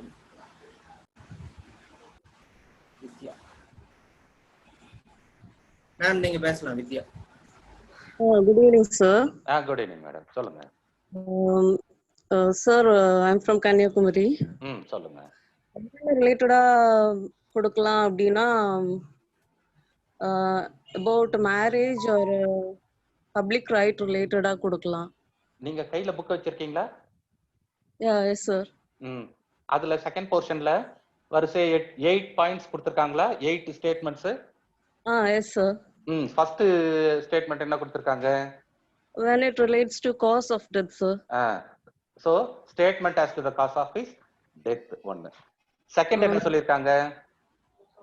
Statement, sorry sir, or made in course of business, sir. Statement made in course of made by such person in course ordinary course of business. Ordinary course of businessல கொடுத்த statement ரெண்டாவது. சரியா? Yes, sir. Third, statement is against the pecuniary or proprietary interest of the person making it. Statement made by any person as to his against his own pecuniary or proprietary interest. Correct? Yes, sir. Or when if true, it would expose him or would have been exposed. No problem. அதெல்லாம் தேவையில்லை. Statement made against his own pecuniary or proprietary interest. Yes, sir. அதோ interest of matter. சரி. fourth சொல்லுங்க. gives opinion as to public right or custom or matters of general interest. Correct. Public right or custom பொறுத்த வரைக்கும் கொடுத்த ஒரு opinion. And fifth point is relates to the existence of a relationship. Existence of relationship. எதுல? By blood, marriage, or adoption. The person making the statement had special means of knowledge when the statement was made before the question and dispute was. சரி, ரிலேஷன்ஷிப்பை பொறுத்த வரைக்கும் ஒரு statement கொடுத்திருக்கணும். கரெக்டா? அதுல கடைசில any will or deed ன்னு போட்டுருக்காங்களா? That is the sixth point, sir. When the statement relates to the right, sir? சொல்லுங்க. When the statement relates to the existence of any relationship by blood, marriage, or adoption between the persons and is made in any will or deed relating will to or deed ன்னு போட்டுருக்காங்கல்ல? Sir. will வந்து டீடா இல்லையா? sir. will deed இல்லையா? இல்ல deed தானா? I don't have any opinion, sir. சரி, இது நாம section 32 குள்ள இருக்க இது கிடையாது, இஷ்யூ கிடையாது. சரி, will or deed ன்னு போட்டாங்க. அப்ப will வந்து deed கிடையாது. Testamentary instrument. அது வந்து வெறும் testamentary document. Okay sir. Testamentary document இல்லையா? அதனால தான் அவங்க செப்பரேட்டா போட்டுருக்காங்களா will or deed? அதுதான், will வந்து deed கிடையாது. அதனால தான் கிரயம்னா கிரய பத்திரம்னு போடுவாங்க. ஆமா. மார்கேஜ்னா அடமான பத்திரம்னு போடுவாங்க. ஆமா. ஆனா உயில் மட்டும் உயில் பத்திரம்னு போட மாட்டாங்க, உயில் சாசனம் தான் போடுவாங்க. பத்திரம்னா டீடு. கரெக்டா? ஆமா. அது வந்து உயில் வந்து பத்திரம் கிடையாது, அது உயில் சாசனம். அதனாலதான் வில் ஆர் டீடுன்னு போட்டு வச்சிருக்காங்க. வில் வந்து பத்திரம் கிடையாது, டீடு கிடையாது. சரி. So existence of any relationship in the deed or will. சரி, 7ல என்ன போட்டிருக்காங்க? 7 statement. When the statement is contained in any deed, will or other document which relates to any such transaction, as is mentioned in section 13 of the so section 13ல சொல்லி இருக்கிற மாதிரியான விஷயத்துக்கு ஒரு statement கொடுத்திருந்தால் அதுவும் ரெலவென்ட் ஆயிடும். Okay sir. சரி, section 8க்கு வாங்க. I have one doubt, sir, in this. சொல்லுங்க. What's the difference between section 4 and class 4 and class 7? Class 7 இது கொஞ்சம் டைம் எடுத்துக்கும். Okay sir. ஓகே, டைம் எடுத்துக்கும். நாம அகாடமிக்கா மட்டுமே பார்ப்போம். Okay sir. ஓகே, அந்த மாதிரி டிஃபரன்ஸ் பார்க்க போனோம்னா ஏற்கனவே டைம் அதிகமாகிட்டு இருக்கு, டைம் நிறைய எடுத்துக்கும். Okay sir. இப்போ செக்ஷன் அது அந்த 8th ஸ்டேட்மெண்ட் இருக்கும் இல்லைங்களா? It is when the statement was made by a number of persons and expressed feeling or impressions on their part relevant to the matter in question. So statement made by several persons expressing their feelings ன்னு போட்டுக்கலாமே. இதுதான். So first portion section 32ல first portion 4 பேர், second போர்ஷன்ல 8 statements. இந்த 4 பேர்ல இந்த 8 ஸ்டேட்மெண்ட்ல யாரு எதை சொல்லி இருந்தாலும் செக்ஷன் 32க்குள்ள வந்துடும். இப்போ டையிங் டிக்ளரேஷன் இதுல எந்த இடத்துல வருது? Class 1 sir. ஃபர்ஸ்ட் ஸ்டேட்மெண்ட் இல்லையா? First statement. ஃபர்ஸ்ட் அப்போ செக்ஷன் 32ன்றது எவ்வளவு பெரிய வாஸ்ட் ஏரியா, அதுல ஒரு சின்ன போர்ஷன் தான் வந்து டையிங் டிக்ளரேஷன். கரெக்டா? இதுதான் section 32. Thank you sir. No problem. Next section 33க்கு போங்க.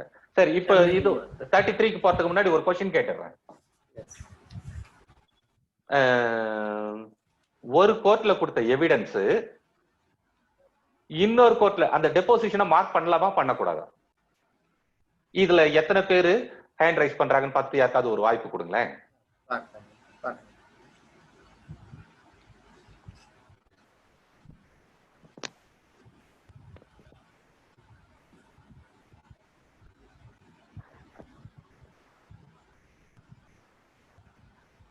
மிஸ்டர் சத்யானந்தம்னு ஒருத்தர் இருக்காரு. கொடுங்க கொடுங்க.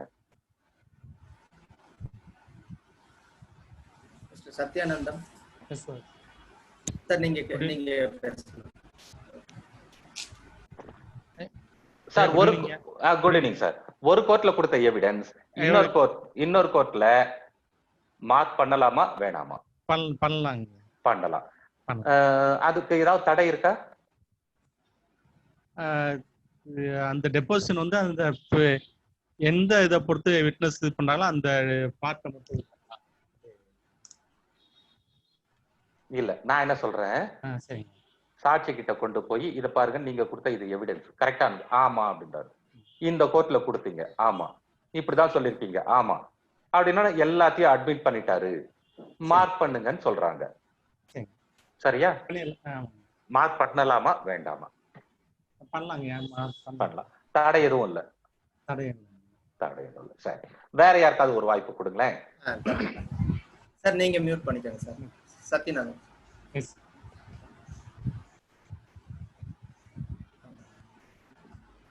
மிஸ்டர் தாமோதரன் தரன். கொடுங்க.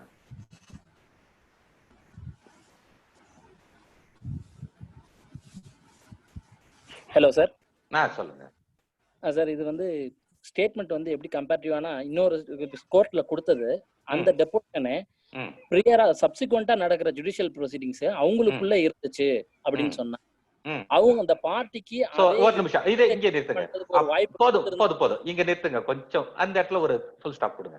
அதாவது both the proceedings must be between both the same parties அப்படி சொல்றீங்களா? Yes sir. both the proceedings must be between the same parties. கரெக்ட்டா? Yes sir. சரி, அப்புறம் அதுக்கப்புறம் வந்து அந்த ஏற்கனவே இருக்கிற ஜுடிஷியல் ப்ரொசீடிங்ஸ்ல அவருக்கு கிராஸ் எக்ஸாமின் பண்றதுக்கு ஒரு வாய்ப்பு கொடுத்துருக்கணும். இல்ல கிராஸ் வாய்ப்பு கொடுத்துருக்கணும். பியூட்டிஃபுல். நெக்ஸ்ட் அந்த சப்சிக்வெண்ட் நடக்கிற ப்ரொசீடிங்ஸும் இந்த டெபோஷனுக்கு தேவையான இஷ்யூஸ் அதுல இருந்திருக்கணும். அதாவது ரெண்டு கேஸ்லயுமே தீர்மானிக்கப்பட வேண்டிய பிரச்சனை ஒன்னாக இருக்கணும். சரியா? More or less or similar or இது சார். அதுல சொல்லிருக்கிற வார்த்தைகள் இந்த சார்ஜையோ இந்த இஷ்யூவையோ ஃப்ரேம் பண்றதுக்கு டிசைட் பண்றதுக்கு ஆப்டா இருக்கிற மாதிரி இருக்கணும் சார். ரெண்டுலயுமே இருக்கிற இஷ்யூஸ் வந்து சிமிலரா இருக்கணுமா சேமா இருக்கணுமா? சிமிலரா இருந்தா போதும் சார். சிமிலர். சரி. இப்படி இருந்துட்டா ஆமா, that issues may be decided based on the deposition. சரி இப்படி இருந்துருச்சு, மார்க் பண்ணலாமா வேண்டாமா? பண்ணலாம். ஓ, இருந்துட்டா பண்ணலாம்ன்றீங்களா? நாட் மேபி அவங்க அந்த டெபோசிஷன் கொடுத்தவர் இல்லாம இருந்திருக்கலாம். இப்ப சப்சிக்வெண்ட் இல்ல சார், கேள்வி என்னன்னா அவர் தான் வந்துட்டாரு. Yes sir. அவர்கிட்ட தான் மார்க் பண்ணணும்னு துடிக்கிறாங்க. பண்ணலாமா வேண்டாமா? பண்ணலாம். அப்போ நீங்க என்ன சொல்றீங்க, ரெண்டு கேஸுமே சேம் பார்ட்டிஸ்க்கு நடுவுல இருக்கணும். Yes sir. ரெண்டு கேஸ்லயுமே பாயிண்ட் ஃபார் கன்சிடரேஷனும் சேமா இருக்கணும். Yes sir. And reasonable opportunity should have been given to the other party to cross examine the witness. இப்படி இருந்துட்டா எஸ் சார் அத மார்க் பண்ணலாம்னு சொல்றீங்க. கரெக்ட்டா? S sir. இப்போ போங்க. இப்போ மெயின் நீங்க எல்லாம் நீங்க சொன்னது பூரா ப்ரோவிசோ கிளாஸ்ல இருக்கு. சரியா தப்பா? சரி, என்கிட்ட புக் இல்ல. நீங்க சொன்னது பூரா ப்ரோவிசோ கிளாஸ்ல இருக்கு. மெயின் செக்ஷன் விட்டுட்டு ப்ரோவிசோ கிளாஸ்ல மட்டுமே சொல்லிருக்கீங்க நீங்க. சரிங்க சார். அப்போ மெயின் செக்ஷன்ல என்ன சொல்லிருக்கு? மேடம் நீங்க படிக்கிறீங்களா? அத நானே படிங்க. Section 33. Relevancy of certain evidence for proving in subsequent proceedings the truth of facts therein stated. Evidence given by a witness in a judicial proceeding or before any person authorized by law to take it is relevant for the purpose of proving in a subsequent judicial proceeding or in a later stage of the same judicial proceeding the truth of the facts which it states when the witness is dead or cannot be found. இப்ப நிறுத்திடலாம். இது வந்து first main ப்ரொவிஷன்லயே ரெண்டா பிரிச்சிருக்காங்க. எப்படின்னா அந்த விட்னஸே வந்தா என்ன, அந்த விட்னஸ் இறந்து போயிட்டா வர முடியல. இப்போ கரெக்ட்டா அப்ளை பண்ணி பார்க்கலாம். என்னன்னா evidence given in a judicial proceedings is relevant in another proceedings. இப்படி வச்சுக்கலாம். ஏன்னா இன்னொரு கேஸ்ல தான மார்க் பண்ண போறோம். சரி, evidence given in a judicial proceeding is relevant in another judicial proceedings when the witness has died. அவர் செத்து போயிருந்தாதான் ரெலவென்ட் ஆகும்னு போட்டிருக்காங்க. or cannot be found or is incapable of giving evidence. இன்னொன்னு அடிஷனலா ஒன்னு போட்டிருக்காங்க பாருங்க. kept away by the adverse party. எதிர் தரப்பினர் வந்து அவரை கடத்திட்டு போயிட்டாரு அப்படினாலோ or whose presence cannot be procured without reasonable delay or expense. கரெக்ட்டா? எஸ். இப்படி இருந்தா தான் ரெலவென்ட் ஆகுதுன்னு தான போட்டுருக்காங்க. Yes sir. சரியா? அப்போ evidence given in a judicial proceedings is relevant in another judicial proceedings where the witness has died. அப்போ மெயின் ப்ரொவிஷன்ல பாத்தீங்கன்னா ஒருத்தர் கொடுத்த சாட்சியம் அவர் மூலமா மார்க் பண்ண முடியாது இன்னொரு கேஸ்ல அப்படின்னு தானே போட்டிருக்கு.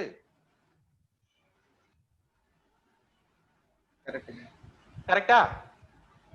இப்போதான் வந்து ப்ரொவிசோ கிளாஸ்க்குள்ள போகணும். வெறும் மெயின் செக்ஷனை பார்த்துக்கிட்டு என்ன சொல்லலாம், ஆமா ஒருத்தர் கொடுத்த எவிடன்ஸ் இன்னொரு கேஸ்ல மார்க் பண்ண முடியாது. அப்படித்தான் மெயின் ப்ரொவிஷன்ல பாத்தீங்கன்னா அப்படித்தான் இருக்கும். ப்ரொவிசோ கிளாஸ்ல என்ன போட்டிருக்காங்கன்னா ரெண்டு வழக்குகளுமே ஒரே தரப்பினர்களுக்கு இடையே நடந்திருக்கணும், அந்த குறுக்கு விசாரணை பண்றதுக்கான வாய்ப்பு கொடுத்திருக்கணும், ரெண்டு வழக்குகளையுமே தீர்மானிக்கப்பட வேண்டிய பிரச்சனை ஒன்னாக இருக்கணும். இப்படி இருந்தா தான் அவர் மூலமா மார்க் பண்ண கூடாதுன்றது தானே சட்டம்.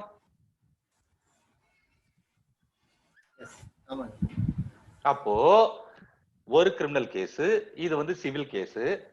கிரிமினல் கேஸ்ல கொடுத்த எவிடன்ஸ இந்த சிவில் கேஸ்ல கொண்டு வந்து மார்க் பண்றாங்க. அதுல தீர்மானிக்கப்பட வேண்டிய பிரச்சனை வேற, இதுல தீர்மானிக்கப்பட வேண்டிய பிரச்சனை வேற, அதுல பார்ட்டிஸ் வேற, இதுல பார்ட்டிஸ் வேற, அதுல கிராஸ் பண்ணியே முடிச்சிட்டாங்க. அப்படின்னும் போது அந்த டெபோசிஷனை கொண்டு வந்து இதுல மார்க் பண்றதுல என்ன தடை இருக்க போகுது?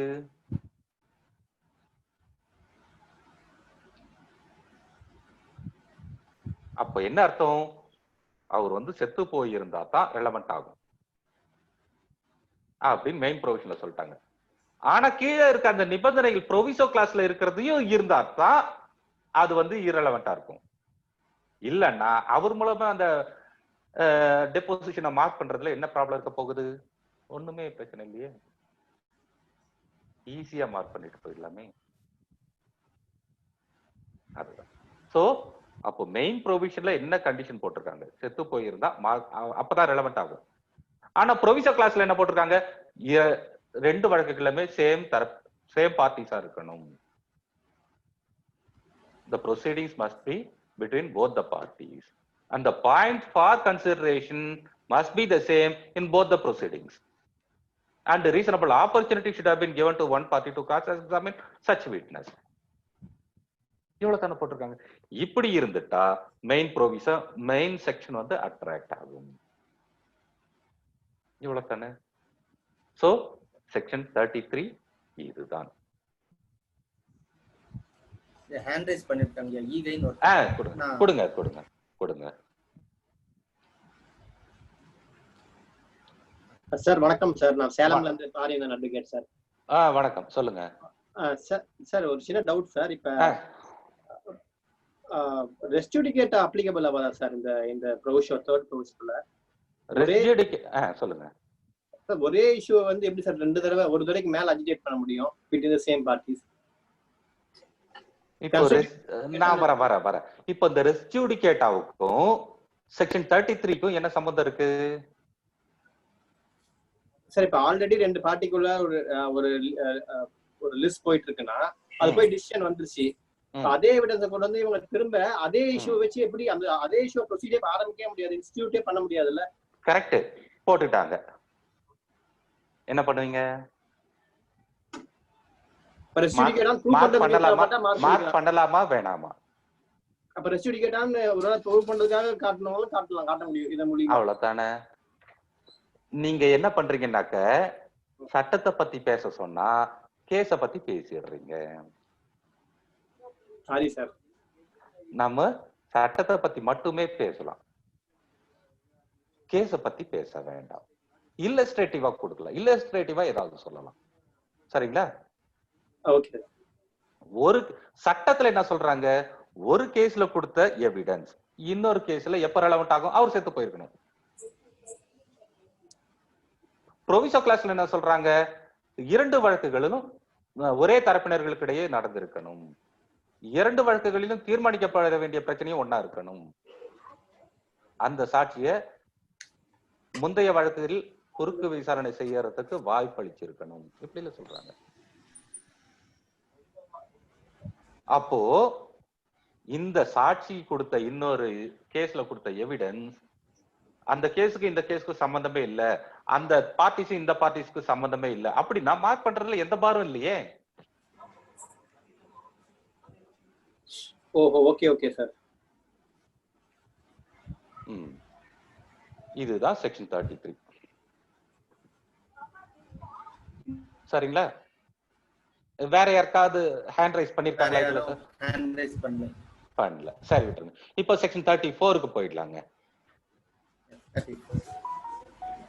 Entries in books of accounts including those maintained in an electronic form when in regular course of business. In books of accounts. Entries in books of accounts. Madam படிக்கிறீங்களா? செக்ஷன் 34 நானே படிச்சேன். Entries in books of account including those maintained in an electronic form regularly kept in the course of business are relevant whenever they refer to a matter into which the court has to inquire, but such statements shall not alone be sufficient evidence to charge a person with liability. அவ்வளவுதான் போட்டுருக்காங்க. சரி, இப்போ இதுக்கு என்ன அர்த்தம்? இதுக்கு என்ன போட்டிருக்காங்க? Entries in books of accounts. அந்த புக்ஸ் இருக்கு இல்லைங்களா, regularly kept in the course of business are relevant. ஆனா such entries alone are not sufficient to charge a person with liability. இதுல என்ன, இதுல ஏதாவது டவுட் இருக்குமா? யார் ஹேண்ட் ரைஸ் பண்ணல? இதுல டவுட் இருக்கு? அந்த செக்ஷனை பார்த்தாலே தெரியும். Entries in books of accounts, அந்த books regularly kept in course of business, இது relevant. But such entries alone are not sufficient to charge a person with liability. இதுல ஒன்றும் பெருசா ஒன்றும் இல்லை. சரி, இப்போ நாம என்ன பண்ணலாம்னாக்க செக்ஷன் 45க்கு போயிடலாம். அந்த ஒப்பீனியன் ஆஃப் எக்ஸ்பர்ட்ஸ். எக்ஸ்பர்ட்ன்றது யாரு? யாராவது ஹேண்ட் ரைஸ் பண்றாங்க பாருங்க. எக்ஸ்பர்ட் அப்படின்னா யாரு? ஜீவிதா. போடுங்களேன். Person should possess special knowledge. எதுல?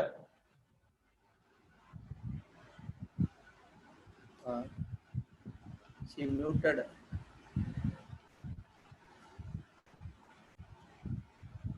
ரைட் மாதிரி. ஆமா மேடம் கேக்குதா? எஸ். இப்போ சொல்லுங்க.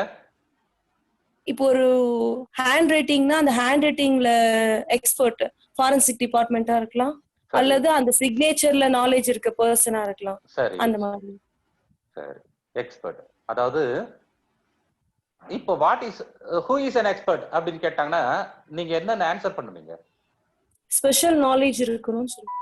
அப்படி போட்டாலே மார்க் போட்டுருவாங்களா? In particular subject, special knowledge in particular subject. எந்த சப்ஜெக்ட் சம்பந்தமா இப்படி எழுதுனீங்கன்னா mark போட்டுருவாங்களா?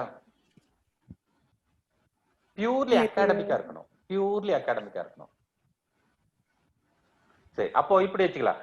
expert is one who has acquired special knowledge or skill in any art, science, trade or profession. இப்படி இருந்துட்டா அவர் தான் எக்ஸ்பர்ட். சரியா? இப்படி ஆன்சர் எழுதுனீங்கன்னா தானே மார்க் கிடைக்கும். சரி, இப்போ எக்ஸ்பர்ட்ன்றது யாருன்னு தெரிஞ்சு போச்சு. செக்ஷன் 47க்கு போங்க.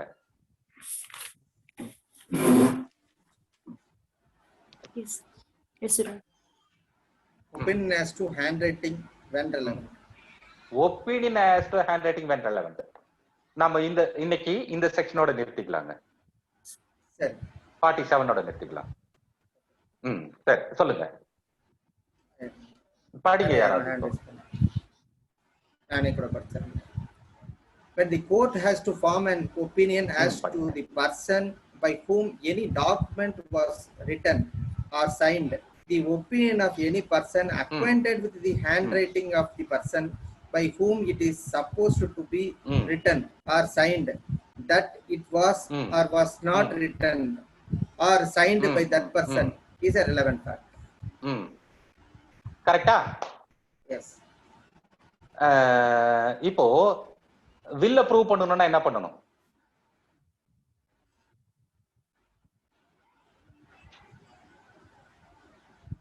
attesting witness examine பண்ணனும். attesting witness examine பண்ண போறோம் இல்லீங்களா? attestar examine பண்ணியாச்சு. Yes. அத வச்சிக்கிட்டே கோர்ட் ஒரு ஒபினியன் ஃபார்ம் பண்ணிடலாம். இவர் தான் எழுதி கொடுத்திருக்காரா இல்லையான்றது கோர்ட் ஒபினியன் ஃபார்ம் பண்ணிடலாம். Yes. இந்த சமயத்துல இந்த டாக்குமெண்ட்டை எக்ஸ்பர்ட்டோட ஒபினியனுக்கு அனுப்பணுமா வேண்டாமா? வேண்டியதில்லை. இப்ப படிச்சு பாருங்க 47 ஈஸியா புரியும். Yes.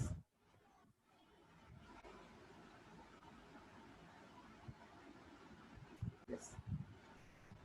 When the court has to form an opinion as to the signature of any person acquainted with the evidence given by one of the witnesses இல்லீங்களா? acquainted with the handwriting or signature. So attesting witness வந்து well acquainted with the handwriting and signature of the testator. The attestor has given evidence that it was executed by the executant, or he has given evidence that it was not executed by the executant. அப்படின்னு வந்துட்டா, and the court is able to form an opinion as to whether he has executed or not, and the document need not be sent to the expert opinion. Yes. அவ்வளவுதானே? Yes. இதுல யாருக்காவது doubt இருக்கா? யாராவது hand rice பண்ணிருக்காங்க? பாக்க. Anybody have doubt? You may raise your hands. One Manikanda Kumar. அவர் ஏற்கனவே கிட்ட. சரி பரவாயில்ல. இல்ல ஆனந்த் சிவகுமார் இன்னொருத்தர் வராரு. கொடுங்க. Advocate Anand. Is it audible? Yes. It's audible, sir. You may ask it. My lordship and other friends. சொல்லுங்க சார், சொல்லுங்க. Good evening. வில் பொறுத்த வரைக்கும் இப்போ வந்து இது அகாடமிக் நாலேஜ் அண்ட் இன்ட்ரெஸ்ட்காக கேட்குறேன் sir. Nothing about the section as such. இப்போ வந்து ரெஜிஸ்டர் ஆபீஸ்ல வந்து they don't accept at all sir. நாம வந்து ஒரே ஒரு சின்ன விஷயம், பியூர்லி எவிடன்ஸ் ஆக்ட் அகாடமிக்கா மட்டும் தான் பாக்குறோம். கேஸ பத்தி நம்ம கிட்ட ஒரு கேஸ் இருக்கு, அதுல டவுட் கேட்டுக்கலாம் அப்படின்லாம் கேட்க வேண்டாம். சரியா? விட்டுடலாம். பியூர்லி அகாடமிக்கா மட்டும் தான் பாத்துக்கிட்டு இருக்கோம். Sorry sir. No problem, no problem. வேற யாராவது வாய்ப்பு கொடுங்க சார். நீங்க மியூட் பண்ணிக்கங்க sir. Anand Sivakumar sir. Okay sir, thank you sir. Surya அப்படின்னு ஒருத்தங்க இருக்காங்க. கொடுங்க கொடுங்க.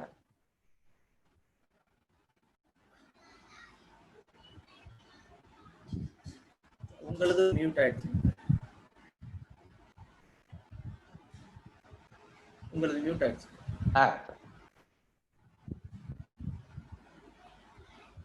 Surya.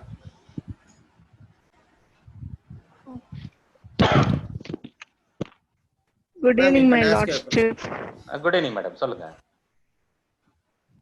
My question is related to the promissory note cases in which the expert opinion is sought in most of the cases. When there comes a question of non-reliability of the signature, the said signature. In that situation, how this section can be handled, my lordship? Madam, I have already told that we are purely academically we are approaching the act. Okay, we are not approaching the act practically. It is needless to look into whether the document is pronote, will or mortgage or anything.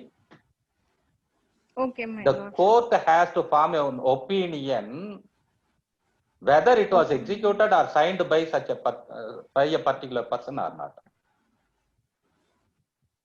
If the court is able to form an opinion with the evidence given by the attestor, whether the document was executed or not executed by so and so, that itself is sufficient. The document need not be sent to the expert. Avaludana section 47. Expert, okay. Much obliged, my lord. No problem. It's a great information for us. No problem, madam. Sir, Dhanashekhar sir. Ma'am, you mute yourself. Sir, இன்னைக்கு இதோட நிறுத்திக்கலாங்களா? Okay. சரி sir. Thank you very much, sir. Thank you. எல்லாம் பொறுமையா கேட்டிருக்காங்க. இன்னும் கூட 200 பேர் இருக்காங்க. 207 பேர். Continuation. நாளைக்கு இத கண்டினியூ பண்ணலாம். No problem. நாளைக்கு கண்டினியூ பண்ணிடலாங்க. Thank you. சரி சார். Thank you. இதுல